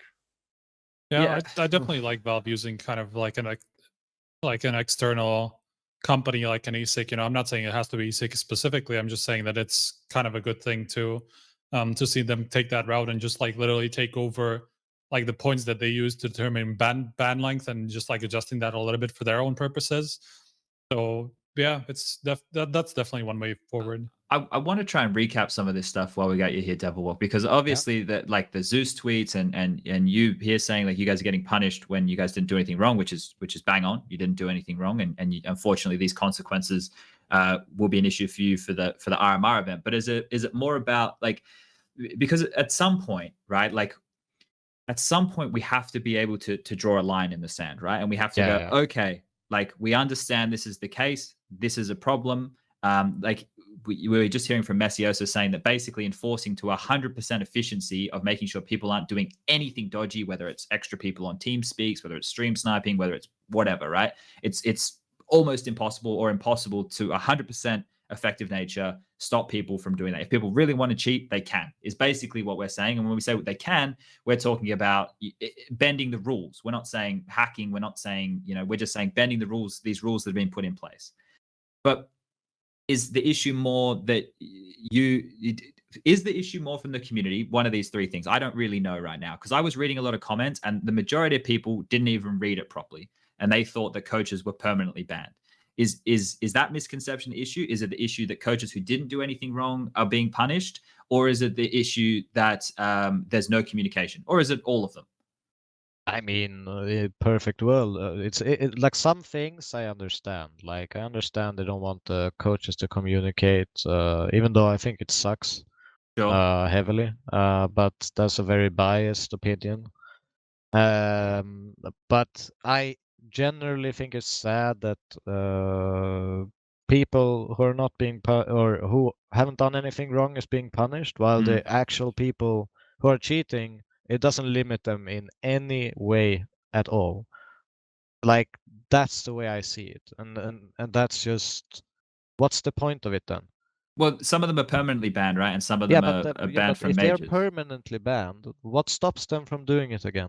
Well, true, right? But that's the thing. It's like what we're talking about here is people are just going to keep cheating, which is, I think, the reason that Valve banned everybody, right? Said for the RMR online events, we're going to remove it, so that way it's not a question. It only gives more effect to those who actually cheat. You will have a more, like, I guess, I don't know, level playing field, right? Because you and Hunden will be on the same level now for the RMR. Yeah, that's true. But I think that. But it's also like Hunden could cheat and he has nothing to lose, while I can't. Well, obviously I won't. But you understand the. Yeah, I guess the whole team also has something to lose. Like the stakes become like, if they're doing that, and like then there's no more what's the word, scapegoat, right? There can't be just, we weren't aware of that Hunden was cheating, so he's the only one getting banned, all the players and everything are fine. Like if anybody's caught in the future doing anything like that, the sanction would be for the whole team, for the org, for like everything, right? Like it's going to be a big drama. And I know what you're saying, like now, well, it's like, well, what do we have to lose? Like I'm already banned, but the org and the team have a lot to lose, right? If they do get caught cheating. Now, as we just mentioned, it is possible for people to cheat because it is online and they're able to bend and exploit those rules. Is that clear in the? Maybe I didn't read it properly then. But that doesn't seem to have been clear in their statement. Which part? That everyone would be punished because. Well, no, because but here's the thing: if no coaches are allowed to be involved, right? Because what we're making up right now is a hypothetical situation. So in the situation that it's an RMR event and it is heroic versus FPX, as per the rules, we have 5 FPX players in one room and we have 5 heroic players in one room. Maybe they'll be in their own bedrooms, but you guys get what I'm saying. No Devilwalk, no Hunden. Not allowed to be in TeamSpeak, not allowed to be in the server. Well, that was already the case for Hunden. Now it's the case for Devilwalk too. But if Hunden decided, I want to cheat with my team, and he wants to get in a TeamSpeak and it's a separate one and he can talk to his players and shit and he can watch the stream and he can give them information as the game is progressing, even though it would be delayed, and then they got caught, well, it wouldn't just be Hunden going down anymore because everybody knows explicitly that there shouldn't be any coaches. So if the players had an empty, that would mean that they'd have to get caught, right? But that's what we're saying. If you get caught, then everybody's going to suffer the consequences now because of this blanket ban. So I get why it's not a nuanced approach, right, from Valve. It's not even a one that's thoughtful enough to consider the potential loopholes, but it's a blanket approach so that if you do anything outside of these very strict rules, you will be fucked. Right, that's the way I take this. Is you guys want to play silly buggers? Well, next time we fucking catch you playing silly buggers, the rules are so strict. You're getting the belt, the braces. We're putting you in jail. Like you're fucked, right? So the reason that I'm not in a coaching position, so my potential income is not going to be taken away from me, like what Zeus was saying, and I appreciate what he was saying completely. It's just a bit hard for me to be able to resonate with that. I'm not in his exact shoes, but I have to apply the fear presence of what might happen in the future to his reaction. Yeah, and that right there, I can understand why coaches are waking up today going, holy shit, look at what these fucking cheating cunts have done. My job might not exist anymore, right? Yeah. But from what we have available to us, which is this written from Valve. And I understand explicitly they didn't say one way or another, but they're normally very careful with the words that they use. To me, I read it as this is just because coaches and people stream sniping have fucked up the integrity of online Counter-Strike, which has been seen excessively on Reddit, which is something that Valve have admitted before that they do read. And these issues are being quite blown up over the last 6 months, that Valve is stepping in to remove the ability for that integrity to be called into question on a broad scale. I think one thing we have to point out here is we talked about it with messioso. Like, it's not like these rules are going to actually do anything about the possibility to cheat, but the optics of the entire ecosystem of the competition being, let's say, I don't know, just like tainted by stream sniping, by coaches, by this and that, by a lot of people being in the room. This is literally the Reddit conversation that happened. This is literally where it comes from, right? Valve are responding to the public, not the actual problem. Yeah. And that's why I think it's dumb, because it's not solving the problem. But I understand why they want to do it, because they want to that facade that everything is great. They want that to be maintained, and that's kind of what they'll get, I feel like, from the mainstream and the average viewer. They'll be like, okay, they crack down on the coaches. Now fucking coaches, they can't cheat anymore, and everything's solved. But yeah, but it's not solved. But it just appears to be like that. Yeah. But that's because we're like in that position where we know what is possible, right? And like we know what could have been done and what would have been a better option. The problem is what we know could be done could only be done, in my mind, by 3 or 4 tournament organizers. The rest of the tournament organizers, the rest of the people running Counter-Strike tournaments, whether it's these home sweep home online cups, whether it's Eden Esports, any of these names that just primarily run online events, for them to have the infrastructure and resources to be able to police stuff in the same way on the tier 2, tier 3, tier 4, whatever level, in the same way that we'd be expecting the tier 1 tournaments to do so, becomes an impossibility. So this rule coming in right now is one that, you know, they have explicitly just said it is for the online portion of RMR events. So if I'm going to think worst case scenario, that's 2 events this year. And you're right, Devilwalk, they are long events. Now, I don't know if the format's going to change or not, but they are quite long events, and they're played out to 1st, 2nd, 3rd, 4th, 5th, where normally traditionally our events aren't played out like that. There's just 2 guys are tied for 4, 2 guys. So there's a lot of Counter-Strike traditionally in these RMR events, but realistically over the entire calendar, Valve, this is what I'm taking, right? This is what I take from this. Valve don't want to get their hands dirty with this. And the best way to remove that possibility is just to say no more. Whereas ESL, they can have webcams in every room. Blast can have webcams in every room. They can have admins in all of the TeamSpeak monitoring these things.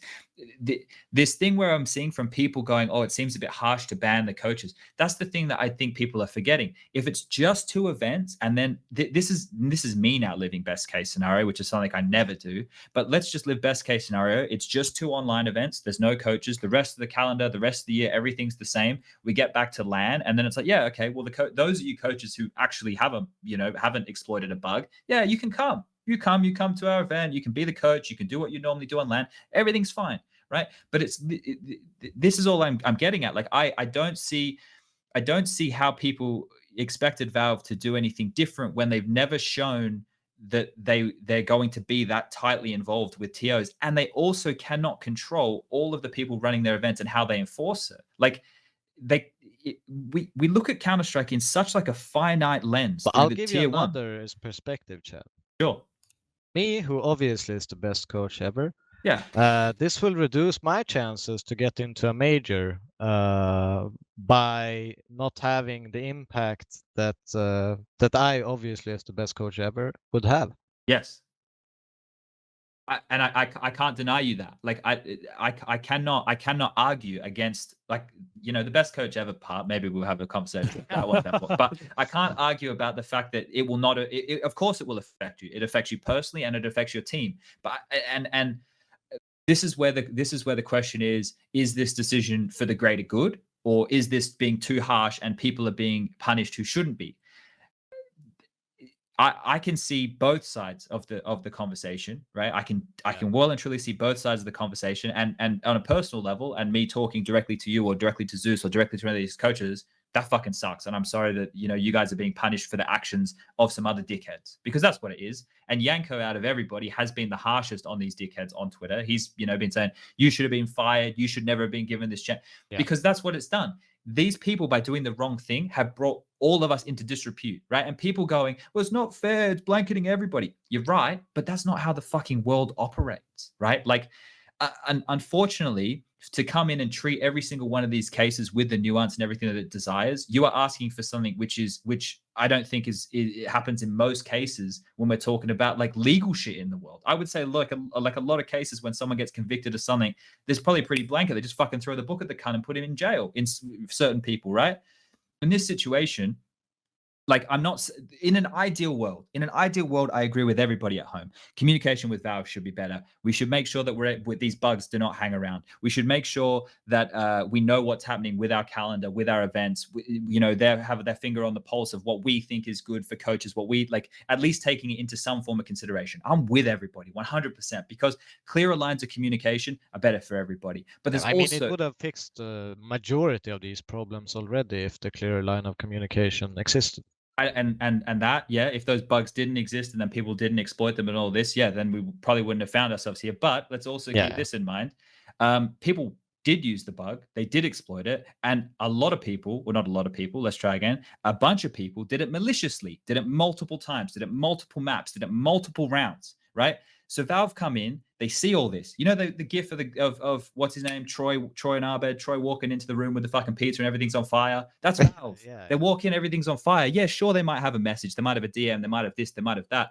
But each of these problems are connected. All right, well, we can't fix a bug if we only have one report of it and we don't have any information. So we need more. Okay, so players, coaches, whatever, they DM that. With what Prof was saying, and this is going to pain me to say, right? But what you mentioned about Don Hassey, Prof, about him tweeting shit and it getting fixed or showing these bugs and exploits, he's actually doing something positive, because he's making sure a dickhead's going to go and exploit that bug for the next couple of days until Valve fix it in matchmaking, you know? But it forces them. Exactly. It makes it publicly known. Once it's publicly known, what happens? They have a shitload of data. Okay, now we have all the data. We have all the information. We know what causes the bug. We know what triggers it. We know that it has these 3 exploits, blah, blah, blah, blah, blah. We can fix it. We're talking about a guy going, hey Valve, there's this issue. I have no evidence. I don't have a demo. I have nothing to show you. Do you want any help finding that needle in a haystack? It's like, what? Like at some point here, like there has to be a trade-off. And I want Valve to communicate with us more, but we need to do better ourselves. So whether that means we set up some, like you were suggesting, some form of a community body or person that we can fucking talk to feed this stuff to. And then if that guy doesn't get a response from Valve in 2 weeks, then he makes it public. He puts it on Reddit. He says, this is a problem. It blows up. It gets gilded. People are, upvoting. There's communication about it. Everybody knows about it. Boom, bang, done. Great. Yeah. Right. I mean, that could be work like really, really well, because like as you're saying, like if people actually took it to heart and had an open conversation with that, I don't know if that would be like someone from HLTV or someone from, it doesn't really matter, but just someone that people can like kind of throw information at, and they would like collect it all and send like an actual email that makes sense, you know, Mm. with updates through patches, you know, maybe every like 2 weeks after a patch, you collect all the oh, I have practice right now. Low. It's Bitcoin chat. Yeah. Calling you on TeamSpeak. So I'll have to go, but collect all of that and then kind of like construct an actual email and send it to you know, Valve in a thing that makes sense, you know, and he will Yeah, be, sure. you know, like, okay, you gave me too little information about this, you know, they will definitely need more than this. Can you supply that, or how to reproduce it, or whatever? And then he collects that and sends all that information in some sense. Sure. Just before you go, if you have about 1 more minute, I just wanted to ask about one thing that people have kind of mentioned in the chat. Obviously, you're one of those teams who left their organization, who now has the stickers. Yeah. Do you know how that's going to be handled? I mean, we had an agreement during 2020 about the stickers, but if they will honor it or not, I have no idea. Like Okay. I have a meeting with them tonight where I will know more about it, and you know, we will discuss it. But it's obviously like kind of a weird situation, Sure. because in my mind, I think that we deserve sure. to have, you know, that a cut of that at least. So Well, if yeah. it wasn't the contracts, then for sure, yeah. Yeah. All right. Well, thank you, Devilwalk, for your time. Thank you. We'll let him go because we don't want to keep Sticko waiting anymore. Yeah. Enjoy. Good luck with the practice. Thank you. All right. All right. Goodbye. Peace. All right. That was funny. Where are we at here? Well, this is good. So we've had some different opinions today. Obviously, we had Graham here. We've had Devilwalk here. We're discussing a lot, and I think this is the thing, right? Like, I don't know where you boys land on this, and I obviously sound like a broken record now, but like I'm saying, I don't think that Valve are completely innocent in all of this mess. But I also don't think that we, from a community standpoint, are completely innocent in all of this mess either. Like, for me, it boils down to a lot of things that we can do ourselves, right? Like, Counter-Strike has always been built on what we do as a community, and Valve have always been there, and they soak up the shit that we do as good, right? Like, that's how we've gotten to this point. Now, I think we have too many conflicting opinions and stances on things for us to ever, you know, be able to pick one person to be from one body, because, you know, people are, you know, work for this company, or they work for that company, or they're part of this team, or they're part of the tier 1, so they don't care about the tier 2. Like, I think we're going to have a lot of those problems. But I don't know. From talking with Devilwalk just there, it sounds like this is more of a communication issue than an outcome-based issue of what everybody's read. Yeah, it just feels like I mean, I understand it, because even before this, people are scared, coaches specifically, that who knows what's going on with his job. Is it going to be like cut completely from the game, from majors, and how that, like, even if it's just Valve events, how does that translate on the other events? How does that translate on salaries, on their positions and teams and all of that? So yeah, I guess one of the things that could be tried is just to maybe try to reach out to Valve with that question. Like, is anything going to change for when we return to LANs? Is our coaches going to have the same ability to talk to players like they did before? Maybe we can get a clearance on that. Maybe we can't, but who knows? It's worth trying, I guess. Yeah, Striker, I don't even know where to go with this, mate. You got anything that's standing out to you? No, I mean, obviously, like, the communication part, that's obviously a big part of it. But even like when you look at other games where developers are way more in connection with the community and stuff like that, if you look at Riot Games and League of Legends or whatever, Valorant now, I guess. Rainbow Six as well, I heard. Yeah, I don't know about that. That seems to have no idea. But obviously, even those scenes have a lot of problems with, like, the decisions that are being made, like with the updates that are in the game and stuff like that. Everybody's going to have a differing opinion. Yeah. So I feel like that's basically what Valve kind of want to not have to deal with, just because of that. Just requires a large amount of manpower. Usually, I don't think one person could actually be able to do all of this on his own. Like, it would have to be a team of a lot of people. I imagine, like, I don't know, dozens of people, I imagine, with the scale that CSGO has. So that's obviously something that requires a lot more infrastructure from Valve and stuff like that. And that's just something that we've clearly known them not to be too happy about, right? If they have to do too much to solve certain things. And like, sure, like they obviously are a massive company, they should be able to deal with this, but this just hasn't been their philosophy in general. So I don't think we can really expect them to change in that matter, at least not anytime soon. And maybe that's why I get a little bit frustrated quickly with when I see the stuff from the teams and players and everything like that coming out, is because it's because I have already come to that conclusion a long time ago that the level of communication and feedback we're going to get from Valve is not going to be to our liking. Like, I have resonated with that fact for years.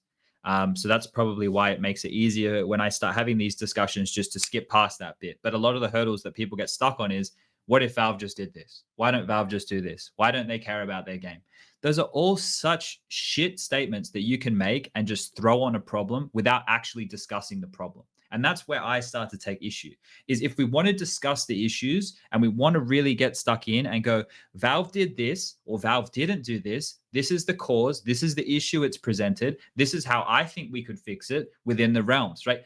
That's a constructive conversation. But just we live in 2021, and Twitter is best for hot takes that are not nuanced at all. Just like throw your shit out there, and everyone's gonna be like, yeah, I agree. Yeah, Valve don't do anything, and that's the easiest way to like get people to agree with you, even though it doesn't achieve anything. And that's just where we are in the world right now. Yeah, and probably always will be, but maybe a very specific timeline with the social media and everything. It's not worth it to go out and write a nuanced opinion on Twitter out from like 5 tweets, because you can just tweet like Zaiwu drinking milk and get 9,000 likes on that shit. And that's where we are. That's kind of how it is. Did you get 9,000 like, on that, really? What? Did you actually get 9,000 on that, really? I got like almost 1 million reach on my Twitter account for that fucking picture of Zaiwu drinking milk. That's pretty nice. But it's stupid as fuck. Like, it's so low effort. You shouldn't be getting that. But this is why, and I'll mention it again because we've brought him up. The Don Hassie account, right? Like, he makes memes and does funny shit, and that gets him a lot of interaction. And then when he does something which is actually like a solution to a problem, like showing a bug, that also gets the same level of notoriety. And then Valve respond to him more than anybody I've seen. And things are getting fixed. Like, that has been the case in the past, right? And he's filled a void in the community that nobody else has, right? And I'm look, I'm not going to get stuck into the details of this, but maybe that's something that somebody else should have done. Like, maybe I should have been the one fucking, tweeting out these bugs and shit and pointing them out so that shit gets fixed. But like, we need to break all of these issues down into sizable chunks that we can work with and have discussions about, right? So just taking a quick look back at what's happened today, what we found out about, and what we've heard from players in terms of communication and stuff. Let's try and work this out. So with the three of us here, the ESIC demerits turning into major sanctions, do we think generally that that's a fair punishment, Striker? Do you think that, like, if you, like, obviously we have the asterisks, factor in the appeals, factor in all those things, right? I don't want to just blanket rule everybody, but do we think in terms of like a general punishment, hey, you guys who did it maliciously time and time again, we've determined that you no longer can be part of our events because you fucked up beyond that threshold. Everybody else, you fucked up, but we're going to give you another chance. Like, do we think that this level of punishment fits the crime? I guess that's just down to kind of personal opinion, just because it's kind of the same thing as with the ESIC bans, right? It's literally like they're pretty much taking over.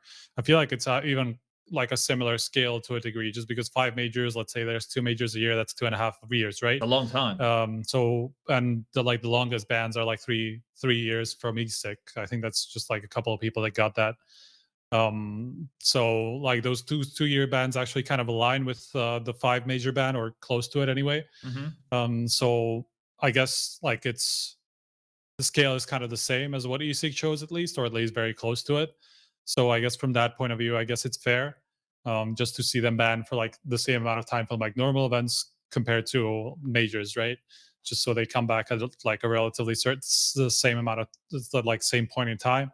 When it comes to the actual, like my personal opinion, it's just, to me, it's just so case based, and like whatever people like Rugga, for example, are going to have to, I think, skip one major. I'm not entirely sure like about the specifics, right? I'm not 100% on that, but I think he will have to skip one major or something like that. And obviously, like he was just like one round or whatever had happened to him. I think for him it isn't. It's ESIC demerits 2, so that's number of cases, right? Oh, okay. No, it's He like had the one demerits case though, right? Yeah, demerits, but there are like, if it's above a certain amount of rounds, it's like 2 demerits, and then or like one between 1 and 5. I actually don't know about Rugga. Maybe I just chose the wrong example there. Yeah, but there's just like a couple of people that used it, like let's say for 1 round and 3 matches or whatever, which is obviously not like in a grand scheme of things, it's not going to make a difference really, and they're still going to be skipped because they got like 2 demerit points. Yeah, so just in the Rugga situation, I don't know exactly how many times he did it. I thought it was just 1 round, wasn't it, for Rugga? But give me 1 second, I can check it actually. Here it reads in this thing on E6. This is basically from the DK screenshots that he took. In respect of frequency of abuse, greater than 2 cases, so more than 2 cases of abuse would attribute 3 demerit points to the offending party. 2 cases of abuse would attribute 2 demerit points to the offending party, and 1 case of abuse would attribute 1 demerit point to the offending party. Yeah, I think the only issue for me is I opened the I won't pull it up on stream because it's like won't really look cool, but the PDF where it says like sanctions and outcomes. Yes. And there you see, like, for example, Apoka, who has 6 cases, and 2 of them were full matches. He claimed that it happened on a boot camp where he wasn't even on his PC. And then he has 2 games were like full games, 28, 29 rounds. And then he has 4 more games for 1 round each. And for that, he had 6 total cases, which is permaban from majors. So that is one of these like weird situations where maybe someone could have done it, let's say, at the same time. Hunten is someone who isn't permabanned, right? Mm-hmm. When he used it for 2 games recently at a high tier, 9 rounds and 12 rounds. Sure, I get what you're saying. And then where does that... He isn't permabanned and this guy is. Like, where does that really kind of match up? So that's kind of the thing okay, I actually just found exactly the Rugga situation. He should have 2 demerit points because he did it in 1 case and below 7 rounds. So that's 1 demerit point for each, and that's already one event ban from Valve. So he's gonna have to skip the major. 2 demerit points? Yeah. Okay. I mean, obviously, assuming there's no concession or appeal or anything like that, I'm just using him as like the lowest example of all the coaches who he literally just did it in 1 round, right? Yeah. Okay, so we're kind of hoping in a way that some of these appeals and the new information that's come to light with ESIC from like, especially like Pitta, who did send a DM to Valve, like people who were showing that they were trying to, make this issue known or had helped or whatever. Hopefully all those things factor in. But for the people who did do the wrong thing, we get a bit of both. We get, if you were malicious enough that you did this continuously, obviously the case you were just bringing up, their prof is a little bit different, but let's use Zona as the perfect example. Zona is somebody who I'm sure that we all probably could sit here and go, yeah, I don't mind if that guy's banned forever. Like, maybe I could go, no one should be banned forever, but if you were ever going to ban anybody forever, he's probably the guy. He's probably the guy. So, like, if we're going to stretch it that far, then we can have that level of discussion, right? So the demerit points, the event bans, whatever, that seems like people, that to me is the punishment for the people who cheated, right? The way that Devilwalk was framing things, and the way that I think a lot of people have framed things on the internet, is that coaches who haven't done anything wrong are being punished. Now, this is where I have a harder time getting signed up to, because here's what the headline should read: coaches not banned. Because the coaches, right, in general, coaching role not banned. Because as far as I understand from what I'm reading here, the coaching role is not a banned position. I do not see any world, I tell a lie, I do not see a likely world where Blast, Flashpoint, ESL, DreamHack, etc. ban coaches. I don't see that world, because Valve haven't stated here at all that they are banning coaches from LAN. They've just said for the online matches of the RMR events, there are no coaches. So I don't look at that as them punishing the coaches who didn't do anything wrong. I'm looking at that as Valve removing any liability to coaches potentially doing the wrong thing. Now, I'm not a coach, so I'm not the one feeling victimized. I'm sure that they are. I've heard from them. But like I can stand back because I'm not in either of those camps, and I can look at this and I can go, I understand why they did that. Whether or not you agree with why they did it, you need to be able to understand the logic of how they got there. Now, then, once we do that, we can start having the conversation. Could they have done things better? Right? And then that's now where this conversation can go a million different ways. But do we think that Valve could have done things better here? Like, do we think that they should have had to have done something better? And do we think that they could have done something better? I don't think they could have done something better. Okay. Talk through that logic for me. I mean, there's just no way, as we've already established, there's like no way to enforce. I want to reaffirm it, Striker, as much as we can, just so people understand. There's just no way to enforce any of these things. So for them to do anything else is just impossible, right? Pretty much. So I don't think they can do anything better. I mean, they could have done less, I suppose. Yeah, doing nothing would maybe be better. That's the only thing. Sure. But then it's the classic like perception of doing nothing that it's bad, right? Because you aren't being proactive, you aren't fixing anything. So from how I see it, it's the community perception that they want to change, and they want to change it by doing something, not by not doing something, but not doing anything. You probably won't change anyone's perception of you. So that's why they had to do something. But I still think this is kind of a pointless change, even though it might accomplish their goal, which is annoying, because I think it's a bad change, but it still might work for what they're trying to do. I think that the problem is kind of comes down to like who wants to cheat is going to be able to cheat. So I feel like that just makes it entirely pointless, right? Because it's as we've established, it's mega unenforceable. So if somebody wants to cheat, they will be able to, and they will probably get away with it in this case, just because there are so many ways to get around it, as we've said. So that to me just makes it kind of pointless. Yeah, and that angle, like, I definitely can understand, right? But that's where the conversation starts to change, right? Because the conversation goes from, well, yeah, we know what Valve did, we understand why Valve did it, we've weighed up what the alternatives were. Now that we've weighed up what the alternatives were, what would we have preferred to have seen? Well, what we would have preferred to have seen, blasts have already been quite strict on how they're enforcing things, right? If you have a camera on every single player and they're sitting there like this, right? And you have a guy in TeamSpeak and fucking Chad Sponge Birchall is talking, but my mic's muted on TeamSpeak, what the fuck do y'all think I'm doing? Right? Like, that right there is probably an indication once you sync up the video with the TeamSpeak and the in-game, and okay, maybe they're on another VoIP program talking to somebody else, right? But without that being enforced, like what Graham, Messioso, Pitt was saying, if the coaches aren't in the room and there's not cameras on them anymore, well, I guess the cameras are still going to be on the players, right? So the way that this one would happen is I'd be sitting there in my team, we'd be in another TeamSpeak. There'd be me, Prof, Striker. We've got Lucas in there, and who can be our fifth? Fuck. Let's get Martin as our fifth. He can be dropping guns.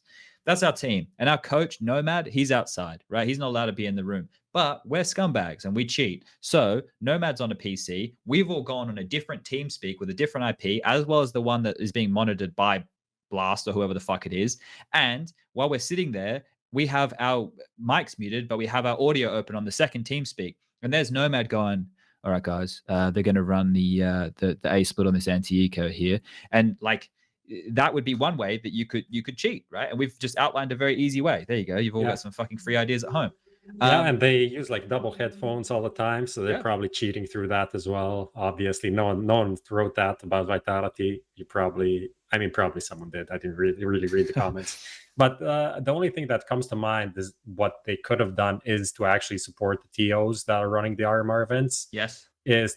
Maybe they could have, instead of doing this where you can't be in the room, maybe they could have wrote because of blah blah standards have been enforced for all RMR events, which are, I don't know, recording this and this.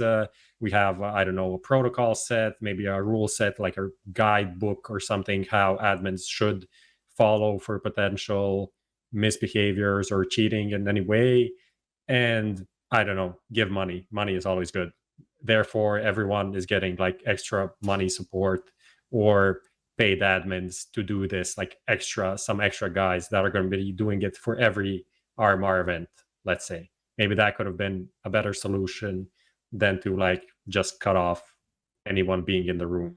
Sure. And like dogs being in the room and cats and any pets being in the room at the time. The only thing that I have a problem with, like Valve donating money to TOs, is obviously they can't oversee like how that money is being used. So even if like the intent is for them to have more admins and to be able to oversee this stuff a little bit more, like, let's be real, like they're not going to be able to ask TOs for like all the contracts and whatever and figure out whether they're actually being used that way. They won't. They won't. We know that. I just want to point something out, because someone made a comment to what we were saying and said that, I think it was in reply to what I was saying about the communication thing, and someone saying by the rules that wouldn't be against the rules. Just so you guys can read, like, just so you guys understand what this says. During online matches, only players are allowed in the room and on the server. Neither coaches nor any other team staff will be allowed in the room, on the server, or to otherwise communicate with the team during an online match. So if you are on TeamSpeak, unbeknownst, that's cheating, right? Like, you guys, that is them clearly breaking this rule. You can be on TeamSpeak, you just can't talk. You just can't communicate. You can't exactly. You can't send them messages. You can't talk. There's no form of interaction. Now, I have Kassad just finished prac. I know we're running quite over here. Do we want to get Kassad on just to hear his thoughts? Yeah, of course. All right. Why not? Let me send him the TeamSpeak stuff. Right. Like if someone has to bail out, we can leave. But I don't have anything urgent right now. Lucas, there's a password, right? Obviously, don't say the password. I almost said it. I have to be honest. It's not just type it. Type it in. Oh, there isn't for TeamSpeak. Okay. All right, we'll get Kassad in here. We'll hear what he has to say. In the meantime, Dignitas made a 12-0 T-side comeback on Inferno against OG. Thank you, dear God. That's pretty good. That's not bad. So 12-0 Inferno. They lost the first half 11-4 on the CT side of Inferno, and then went 12-0 on the T side to win the map. Okay. Thoughts? Dignitas are playing much better than I thought they would. Here we go. I think we got Kassad. Hey, I'm back. Hey, Kassad. Can you hear me? Yeah. Yes. Yeah. So we've been going for like 2 hours now already. So we've already like covered a big amount of topics. So what we may as well do is just get like your opinion, and then we can have the discussion that we kind of had with Devilwalk with you again, because we're just trying to get people's takes on this, and you would have missed a lot of what we were talking about.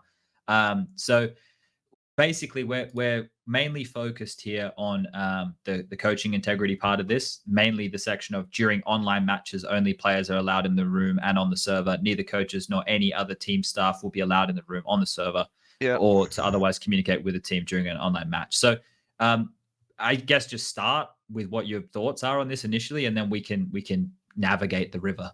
I mean, it could be worse. They can shoot us, right? They could just shoot us all, and that's it.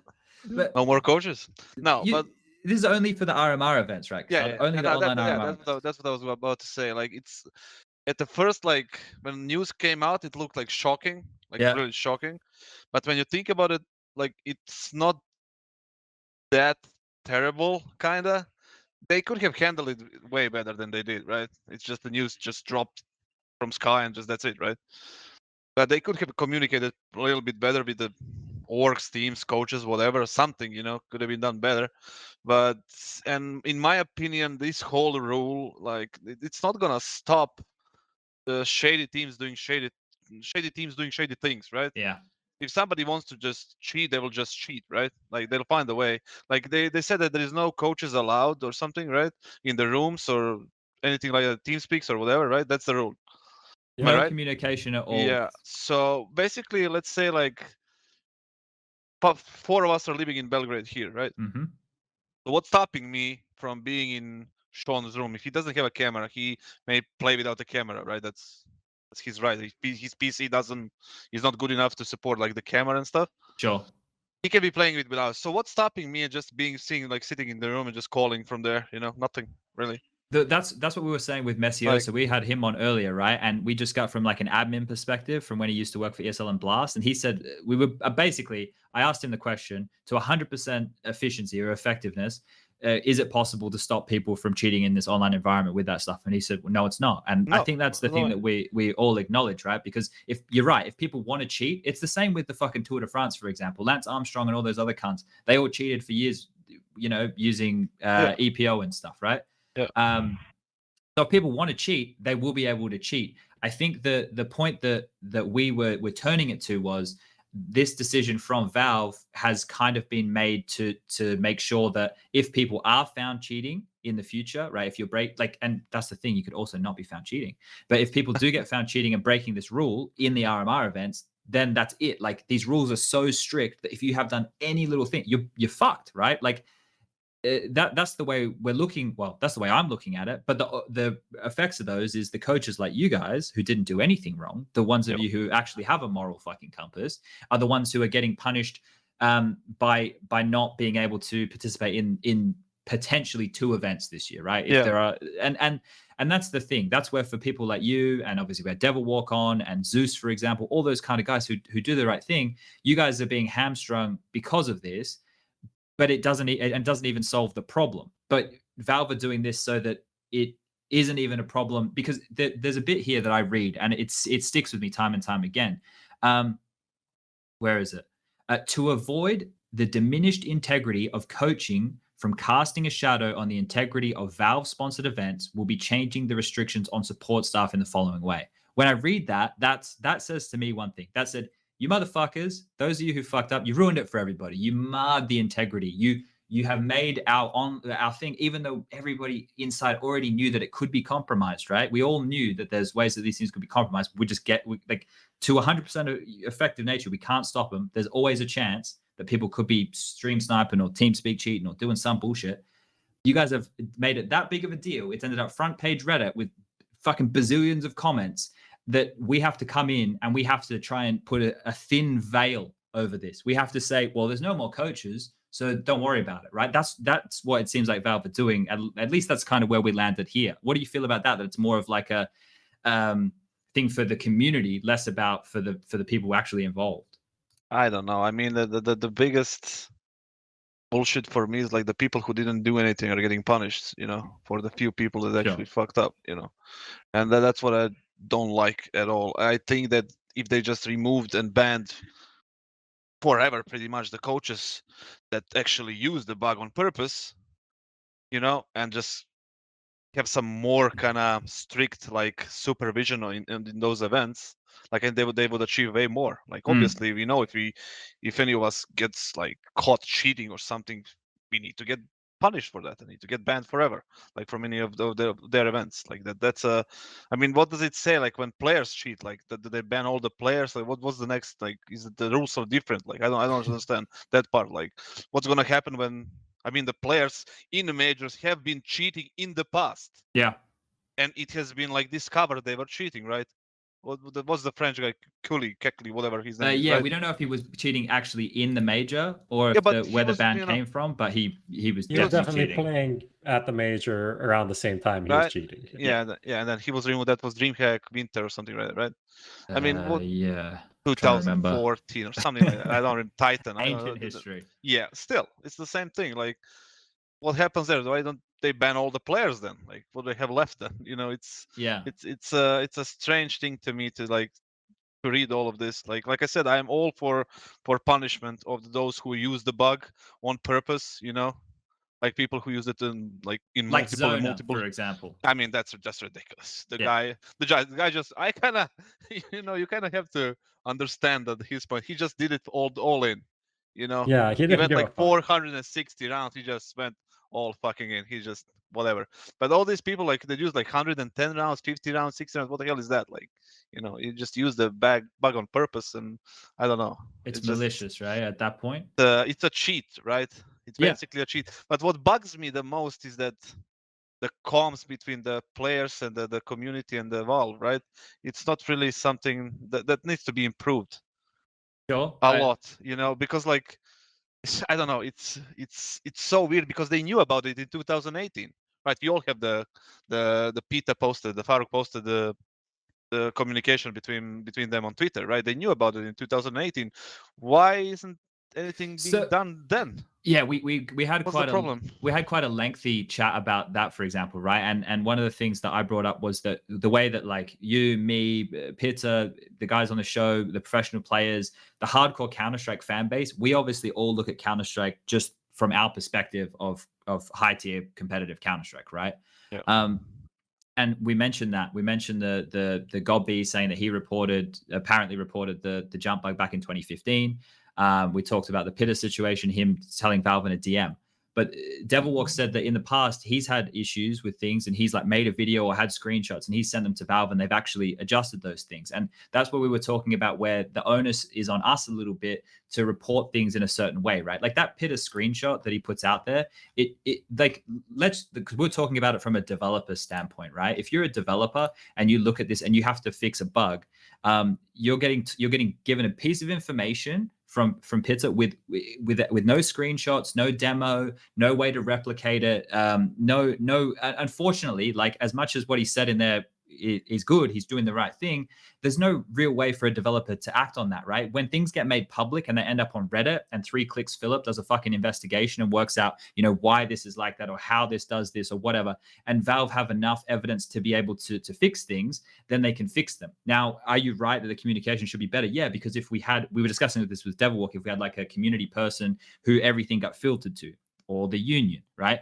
The players reported the issues, they gave evidence, those issues went to a person, that person worked on the issues, they then submitted it to Valve. We have these things solved. But it's like I take issue with this one, Kassad, like the God B thing, him saying, yeah, I reported it to Valve back in 2015, right? Yeah. Okay, if he reported it to Valve in 2015 and then he sat on it for 2 years and then used it in a major, right? God B's a guy who knows Counter-Strike, he knows the difference between right and wrong. And then he went on and used something which he reported to Valve because he thought it was bad, right? Didn't make it public to anybody else, then still used it in a major, right? And then goes, gain advantage of it. And then goes, yeah, it's Valve's fault because they didn't fix it. Do you feel at some point we have to take like ownership of our own actions? Like, am I wrong here? Definitely, yeah. If you use this shit, like, right? If you use this shit and you are aware of that, you are gaining like competitive advantage over other players and teams. Your own fucking fault. You should be punished for that. You should be banned. Yeah, definitely. I just wonder the all like the point, like when they knew about it, and they didn't fix it. It's easily fixable. Obviously, we saw it, right? It's fixed nearly, right? Yeah. At least to some degree, it's fixed, right? It could be fixed easily. I'm pretty sure they could fix it in 2018 or 17 or whenever Peter posted that screenshot or talk to them. Like that could be done. But I'm not like, yeah, I agree with you that people should be responsible for their own actions. If you use it and gain, like I said, competitive advantage over other teams or players with that bullshit, with basically a camera, you should be punished for that. So that's a clear shit. This is the thing, right? Although technically, you can say it's not a third party, Yeah. But it's still morally wrong, right? Because we all know the difference between. Yeah. But this is the thing. Should we have a better way to communicate with Valve? Yes. Right? Would it be nice if we had a better? But these are all things that like we'd want and that would be nice and would make these situations a lot easier. But I'm not saying we shouldn't try for it. I was explaining this a little bit earlier. I don't know if you were here or not, but when I look at these things, I've already in the back of my mind resided to the fact that saying like Valve should do this or Valve should do that. I don't even think that anymore because like I know like the way that they operate. I don't think it's good. I don't think it's great in all cases, of course. But I already just go, okay, now how can we take more steps, right? And if we just, go. I just want to say, I think Peacemaker made a good point. Yeah, bring that up, Lucas. With just the rules, because I think this is more or less the rules that people are using in ESL, Blast, etc. now. Yeah. I mean, if coaches are on the server, but they have to record everything like themselves, their video, POV, and all of that. I think that provides more safety than what Valve actually did now, because now they just removed them from the picture so they can fuck off and do whatever they want in another room.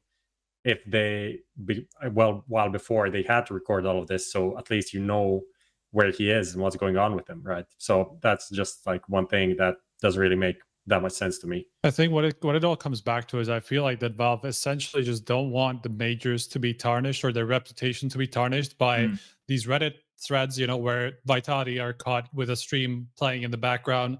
If this were to happen at a major, I'm just using that as what happens, right? I'm not saying that they did anything or they were malicious in that. I'm just saying that Valve don't want those posts tarnishing majors and like taking away from the game or from the integrity of the game of how it looks. And so if that were to happen at a major, they were just like, well, fuck, we're just losing money from this, right? So essentially that's the response, and that's the main reason for it. I think not really just to fix. It's what Prof said earlier. It's not really just to fix the problem, but like just to remove it from public view, essentially. Yeah, I kind of agree with Chad in a way, because like there are obvious solutions to this problem. Like in DreamHack Masters or whatever the hell we played in C9 in October, November, when was it? Like you could have like they kind of monitored your PC and everything you did. You need to record the POV and upload it to their drive and stuff like that. So there's like measures to prevent all this bullshit. And like tournament organizers that are organizing the RMR events can have the same measures being taken during the matches, right? So they can avoid all this crap with coach bug and stuff. But they didn't want to go that way. They just, like you said, I think they wanted to send a message. I think that the other problem that we were talking about, right? Like we have this Peacemaker stuff on screen. I'll read it for the audio listeners. So Peacemaker has made a tweet only a couple minutes ago, really. He says, coaches are obligated to share/record their PC's POVs plus live camera during games plus voice comes through Discord. Yeah. Coaches aren't allowed to talk during the online games, only on tag timeouts as before, while there's an admin listening to everything. How do you cheat in this way? He goes on to say, isn't this a lot better than the rules that were enforced by Valve? That way, it also doesn't limit our jobs or punish innocents in a way, then do a case-by-case punishment to the more blatant cases of people who actually affected the integrity of the game. So I believe that the latter part of that they've done with the demerit point sanctions, which is to do with E6. So certain coaches are banned for 5 majors, certain are banned for all majors, certain are banned for 1, 2, whatever, right? Like the coaches who fucked up, they're definitely getting punished at a Valve level and an E6 level. The first 2 points he makes about those things being monitored, that is possible for only the elite level tournaments. Blast, ESL, we can put, like DreamHack Masters in the mix. Probably the Flashpoint events would have the resources and capabilities to do that as well. Yeah. And then once we start moving down the ranks, those things are going to become more and more impossible because there's not enough people. They don't have enough money. They don't have their own anti-cheats. They can't afford this. They can't afford that. They just don't have the leverage over teams because they're not a Louvre agreement team, or they're not a Blast partner team, so they can't enforce them to have webcams. Like all of those things will snowball and trickle down. So it's like, let's say that Valve had smaller TOs run some of their RMR events this year, which they have done in the past, right? They've had one team TOs who don't always run events, do their RMR events, and on at least the tier 1 scale. Maybe it's not possible to expect them to have these level of barriers that we're talking about. Surely it's possible to actually don't have the bugged game.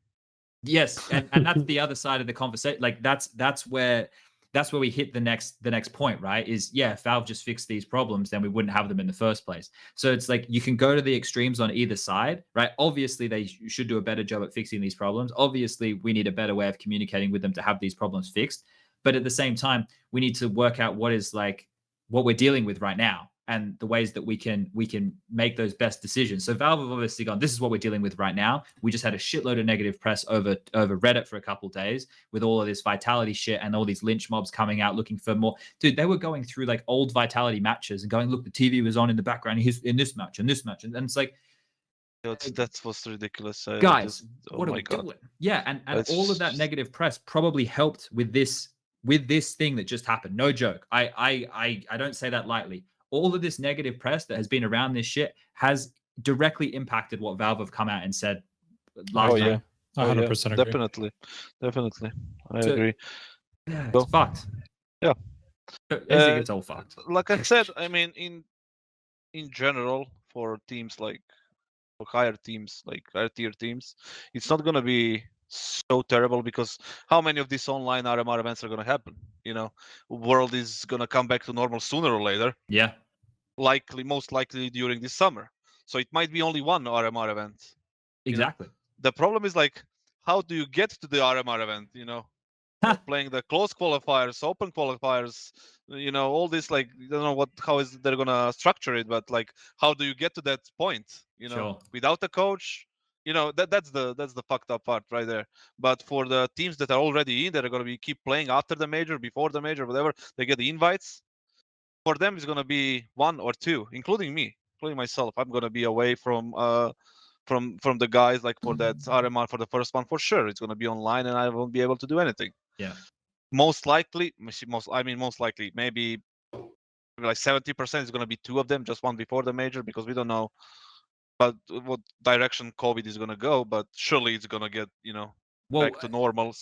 They have to run a LAN event. They have explicitly said they have to run an RMR event on LAN before they have the major, right? Exactly. That was the same as last year. And you guys, you can work on LAN, so yeah. So you can actually say that it's gonna be maybe 1 during spring before summer, 1 online RMR, and then before the actual major, it's gonna be RMR events that's gonna be on LAN, like a test for the actual major.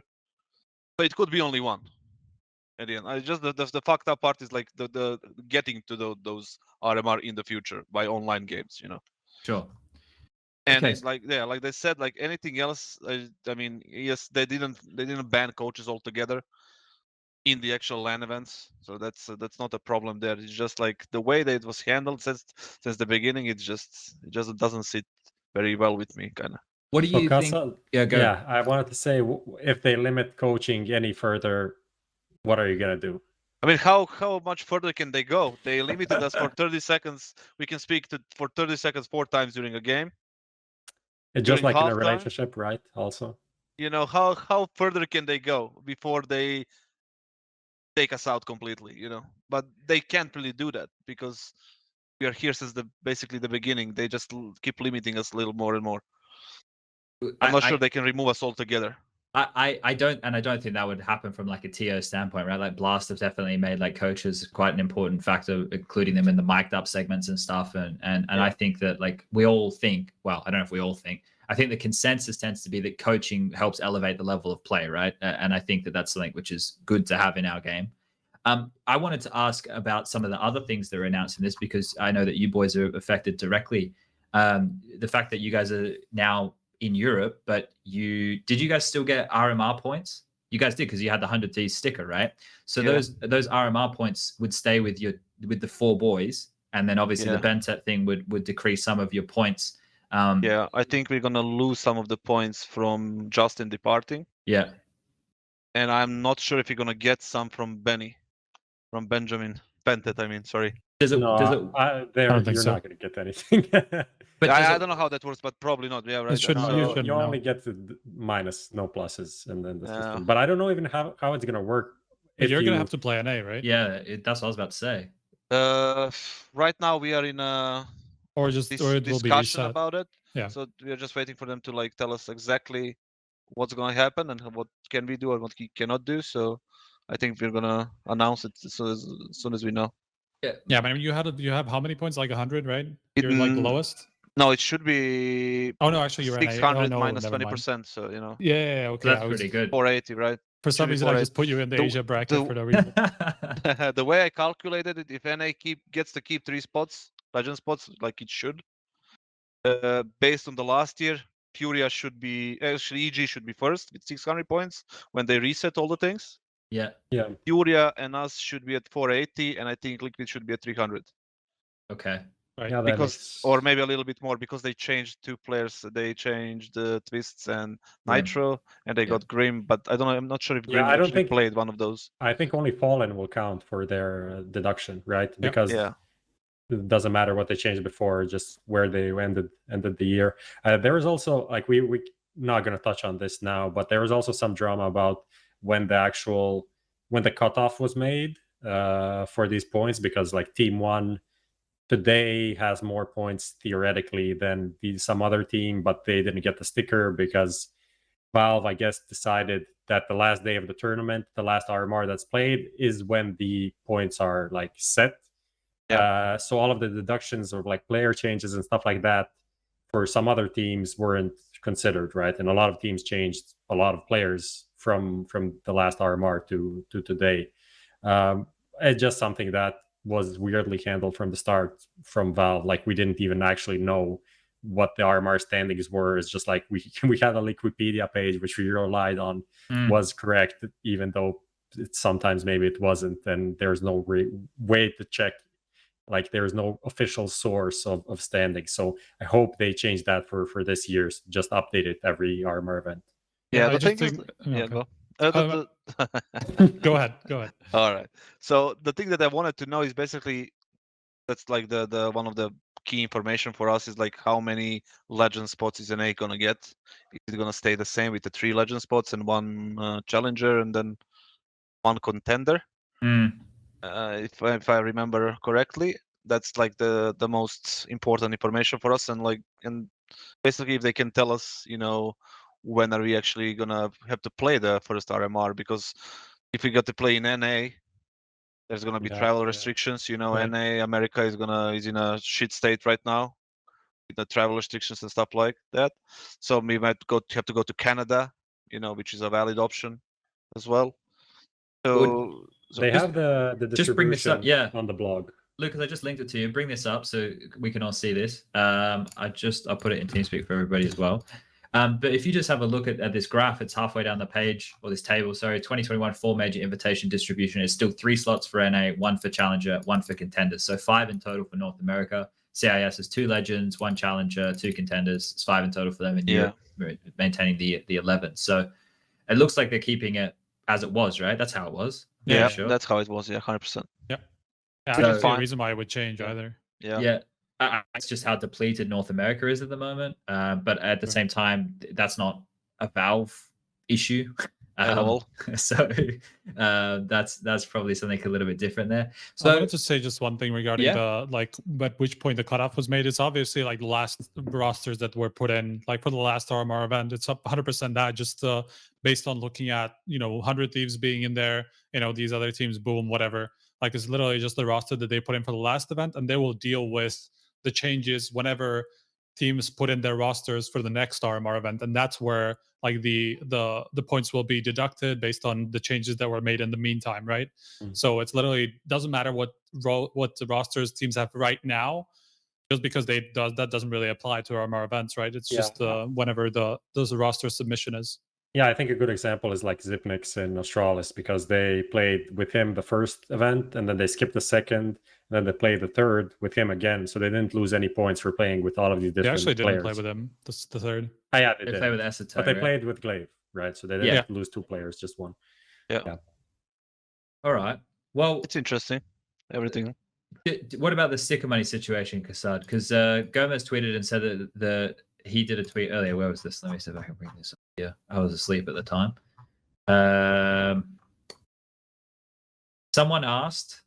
There was this ESL did a tweet. No doubt this 100 Thieves sticker will be a rare one. Has anyone caught one yet? Then a guy replied, said, "Can't wait for 100 Thieves to profit from their kick team's efforts." And then Gomez said, "The roster will profit from the sticker." Yeah, the roster is gonna get the money. I'm 99% sure, because I know the guys have already talked to Jacob last night. Yeah. And I'm pretty sure they're gonna be getting the money from these stickers, because they were a part of the team. I mean, it's like any other prize money, right? Yeah. In the past, like any other tournament, they should get the money. The fact that team is like not anymore included in CSGO right now doesn't change anything. And the only thing I'm not sure, I think that the split of the money, like the team stickers between the org and the teams, I think that's going to stay the same like it was in the contracts. So I mean, that's the only fair thing to do. It's not like the guys play the event, the guys earn that money, the guys earn that stickers. There was a contract in place and that was valid at that time. It should be coming to the roster, right? Yeah. And I'm pretty sure even no organizations, especially on the level of 100 Thieves, would ever wanna try to take that money from the players and get a bad publicity or anything like that. But just that's not going to be like a crazy money there. It's just going to be a certain amount. But and they don't want to ruin their reputation by taking the money from the players. I'm pretty sure that that's the case for other teams as well. Yeah, that makes sense. All right, so I think we've been going for a while now. I feel we've rehashed a lot of bits and bobs. This should have been like a short episode. It ended up being like a long the longest episode. Yeah. Kassad, before we shut this one down, like a lot of our general takeaways here today, one has been it would be nice to have better communication with Valve. That has been one of them. I think another one of our general takeaways here is that coaches are not banned, but there is clearly a fear from people in that position that this may have trickle-on effects. However, black and whitely stated, as we know right now, before we get too much fear-mongering going, that coaches may potentially only be excluded from 2 events this year, which would be the first guaranteed RMR event online and the second RMR event online if necessary. I guess there's a couple of other bits and bobs is that Valve are not just handing out blanket bans anymore. They're taking on board what ESIC have come up with their sanctions. So they're taking advice there. Oh, what did you make of the substitute rule they added? Teams can now specify a substitute player. So you don't have to be the sub as the coach anymore. That was a long time coming. I think that is a good idea to have like an option that in case your player gets, God forbid, injured or like gets ill or something, you don't have to force your coach, who is a level 2 face it, you know, who is like 5 hours actually playing, you know, to sit down and play and just completely ruin everything you have done. And I think that's a good thing to have, you know. But I don't know if you can like you can register 6 players, but can you change the players during a game? I don't think so. Doesn't read like, that way. Let's say you play best of 3. Like people usually do, like Vitality, Navi, whatever. Like I think that's going to stay the same as when it was to the coaches being substitutes. You can just do it one time during tournament, and he's going to have to play the rest of the tournament. No. It says a team incurs a penalty when they substitute out a player in an event, but there is no penalty when the player is brought back in. Yeah, but brought back in meaning I think for the next tournament, because that was the same thing the last time as well. Like you could bring them back in, but not at the same tournament. Really? Yeah. Okay. I'm pretty like 99% sure that was the case. Like they, for example, North couldn't bring back QRB during Rotary or whatever it was. Oh, hold up. It's here in it's updated in their little section. Can a team change their roster during an event? Updated. Yes, teams can register a reserve player for each event. Between matches and subject to tournament rules, the team can sub the reserve player in at a cost of 20% penalty to points earned at the event, and can sub the reserve player out if the original player at no additional cost. Oh, okay, so they can. So they can bring him back. But every time you bring in a guy, you get that 20% off. But if you only sub one guy, does that mean you only lose 20% once? Yeah, if it's the same player back. Right? I should read it all. Each time the team chooses to sub a reserve player in, they incur an additional 20% penalty to points earned at the event. So you can't do. There's an EG. Hold up. There's an example. Here's the a team that fields a reserve player will receive 80% of the points earned at the event. If the original player returns to the lineup during the event, they will incur no further penalty for the event.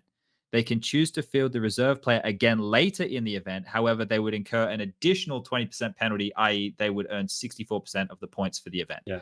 Okay. All right. Yeah, so you can't do the vitality stuff. It doesn't make sense. Like you'd kill your points essentially. So yeah. It's only for like medical emergencies and stuff like that someone really can't play, or someone leaves a team or something like that. Yeah. But you remember Australis having to play with like 2 stand-ins back in what major was it? When Yeah. Zonic played, and I don't know who else. Blave as well, right? For one of them. Yeah. So at least we're avoiding that.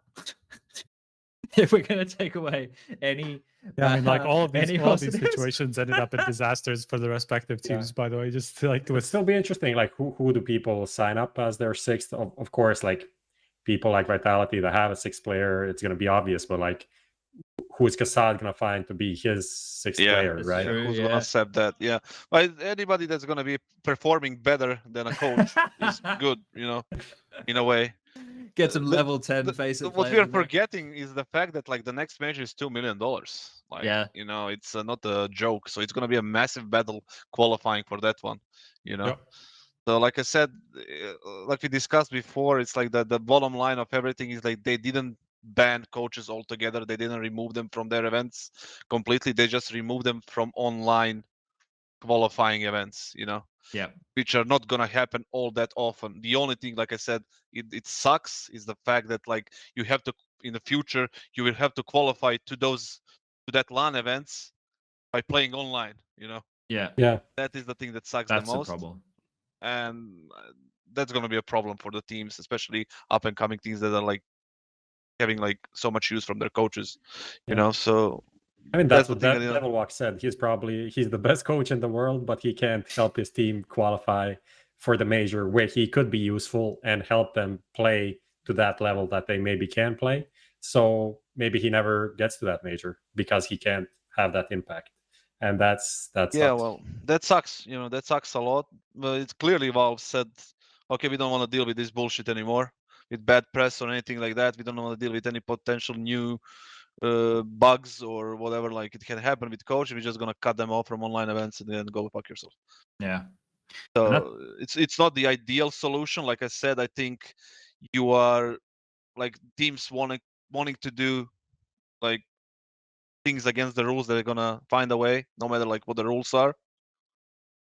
And I think you would have more supervision, more control if you have like this kind of measures put in. You know. Sure.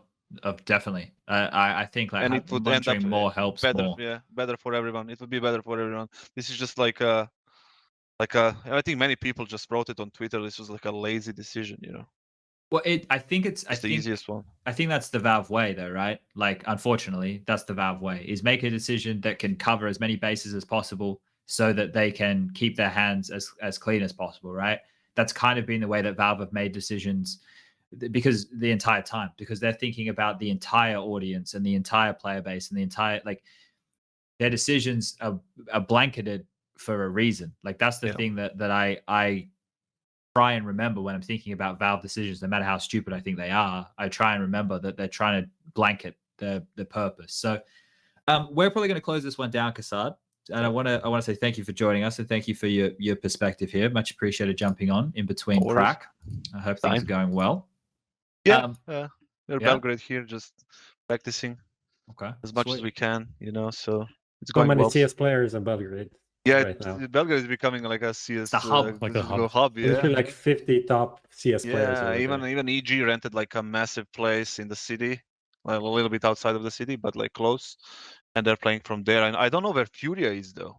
Like looks like they're in a hotel conference room. Yeah, but I don't know which hotel it is. Like it seems so weird. Like they didn't come to the bootcamp place that every team is coming. Yeah, I think that one is full though. It's probably it's actually empty right now. It's actually really? empty right now. It's us and MIBR? MIBR, I think. I think Godsent is leaving, the other Brazilian team, and I think we know where the next major is. yeah, I wish. Wow, just quick trip for me, so I'm fine. As long as we get rid of this COVID already, you know, and start like functioning normal. We're working on it. Everything is gonna get back to normal, you know. We're getting there. Just it's slow, but we're getting there. I'm ready that despite vaccines and stuff, it's slowly, you know, getting there. Well, we always give our expert medical opinion on this show about COVID every week. So, all right. Kassad, I'm going to let you go. All right. And then we'll close things down. Thank you for joining us. Thanks for coming on, man. See you guys. Bye. Yeah. All right, gentlemen. Well, I think we've been going for long enough now. Yeah. Did we learn anything today? Probably not. Are we going to continue to make these same mistakes in the future? But we Probably. We made some good fun good content for people. Yeah. Entertainment for the masses. Everyone was super upset. Needed to come somewhere to listen to someone talk about something. Doesn't even matter what we say. Just like say something. Talk about Valve. We did that, all right. I just want to put this out there, right? Like I'm obviously in this as much as everybody else, right? And I have my flare-ups and I do my dumb cunt things all the time, and so does everybody, right? We always tweet things, or we don't read something properly, or we give some opinion without really thinking, or we fucking give some hot take, right? I think it's really important for us to realize that we're all on the same team in this, as opposed to like reading someone's opinion and thinking that they are trying to ruin everything. Maybe some people are, but I think the thing that's most important here is what we should be trying to do as a player base, as a community, is everything. Instead of like constantly trying to tear everything down, why don't we try and look for solutions to things, right? Like I understand the ease of pointing fingers and placing blame and everything like that, but there's always something that we can do better. Like always. It's the same with you and your personal development as a human being and every day of your life. Like if you go to bed and you think that you did everything perfect in a day, then fucking salutations. You're a gem of a human being and you're crushing it. But I would say most of us will go to bed every night knowing that we could have done something better. And that's the same thing that we need to look at from a Counter-Strike perspective. So instead of treating Valve like an enemy who, you know, I'm sure would do the same thing, treat a volatile community as an enemy, why don't we try, right? If we think communication is an issue, let's work on new ways of communication. Let's try and open up as many ways of communication as possible. Because if the players are feeling like they're not heard and they're feeling like they're not getting their say through when these issues are arising, same with coaches, same with all of this shit, then we need to make sure that changes. Now, we need to make sure that we take some responsibility for the ways that we've communicated in the past. I think it's great that people like Godby and Pizza and everybody have reached out and try to let Valve know these things. But we need to think about the way in which we do these things. Is a Twitter DM a good way of doing it? Probably not, right? Who do you think is behind that? You think the Valve devs are the ones sitting behind that Twitter account every day on each of their PCs logged in? Probably not. It might be one or two of the guys, right?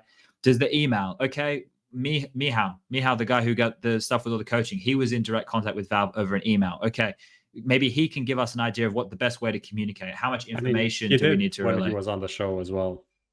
If people want to go back and watch the show with Michal from formerly ESL, maybe now again in ECSL. Did I see that? Yeah, I think he's back there. So, but yeah, he gave a good explanation how to do it. Like give out all the details, write in as much as possible, screenshots, how to replicate, blah, blah, blah. So he did a good job in trying to at least explain that. And is still doing a good job in everything he finds, right? Yeah. And I think that's important, right? Because it like I said, it's very easy for us to lay blame and point fingers and just say, why don't you do things better? Like that's the cop-out easy way out, guys. The hard way is to first of all, put yourself in Valve's shoes, to think about why they're looking at a problem in this way, to try and reverse engineer it. I know it would be great if they'd communicate with us, but like if you were a multi-billion-dollar company and you had the way that things get dealt with in the same way that the Counter-Strike community deal with things, what you wouldn't be running to read their feedback, right? Like, let's be honest, you're not lining up to hear what these people have to say with the way that it gets spoken about. So if we can change that attitude and we can try and communicate better and more clearly, and we can show that we're showing more effort, and then Valve still don't show anymore, okay, fuck them. I'll stand on the rooftops with all y'all, right? But let's at least try. Because if we don't try, it's all going to get fucked up. So yeah, thank you for everybody for coming on. Thank you for Striker and Prof and Lucas for doing this last minute. This was kind of just why the fuck not? And now we're here, and now we've talked through all of this. We got another show on Monday. We don't have a guest just yet. Our guest had to cancel. So we're trying to find a new one. We'll let you guys know once we have one. And if you're a player or you're a coach or you're a broadcaster right now and you're watching and you want to come on as a guest, send one of us a DM and we will try and make that a possibility. But yeah, we're out. Yeah, let's tune out. Goodbye.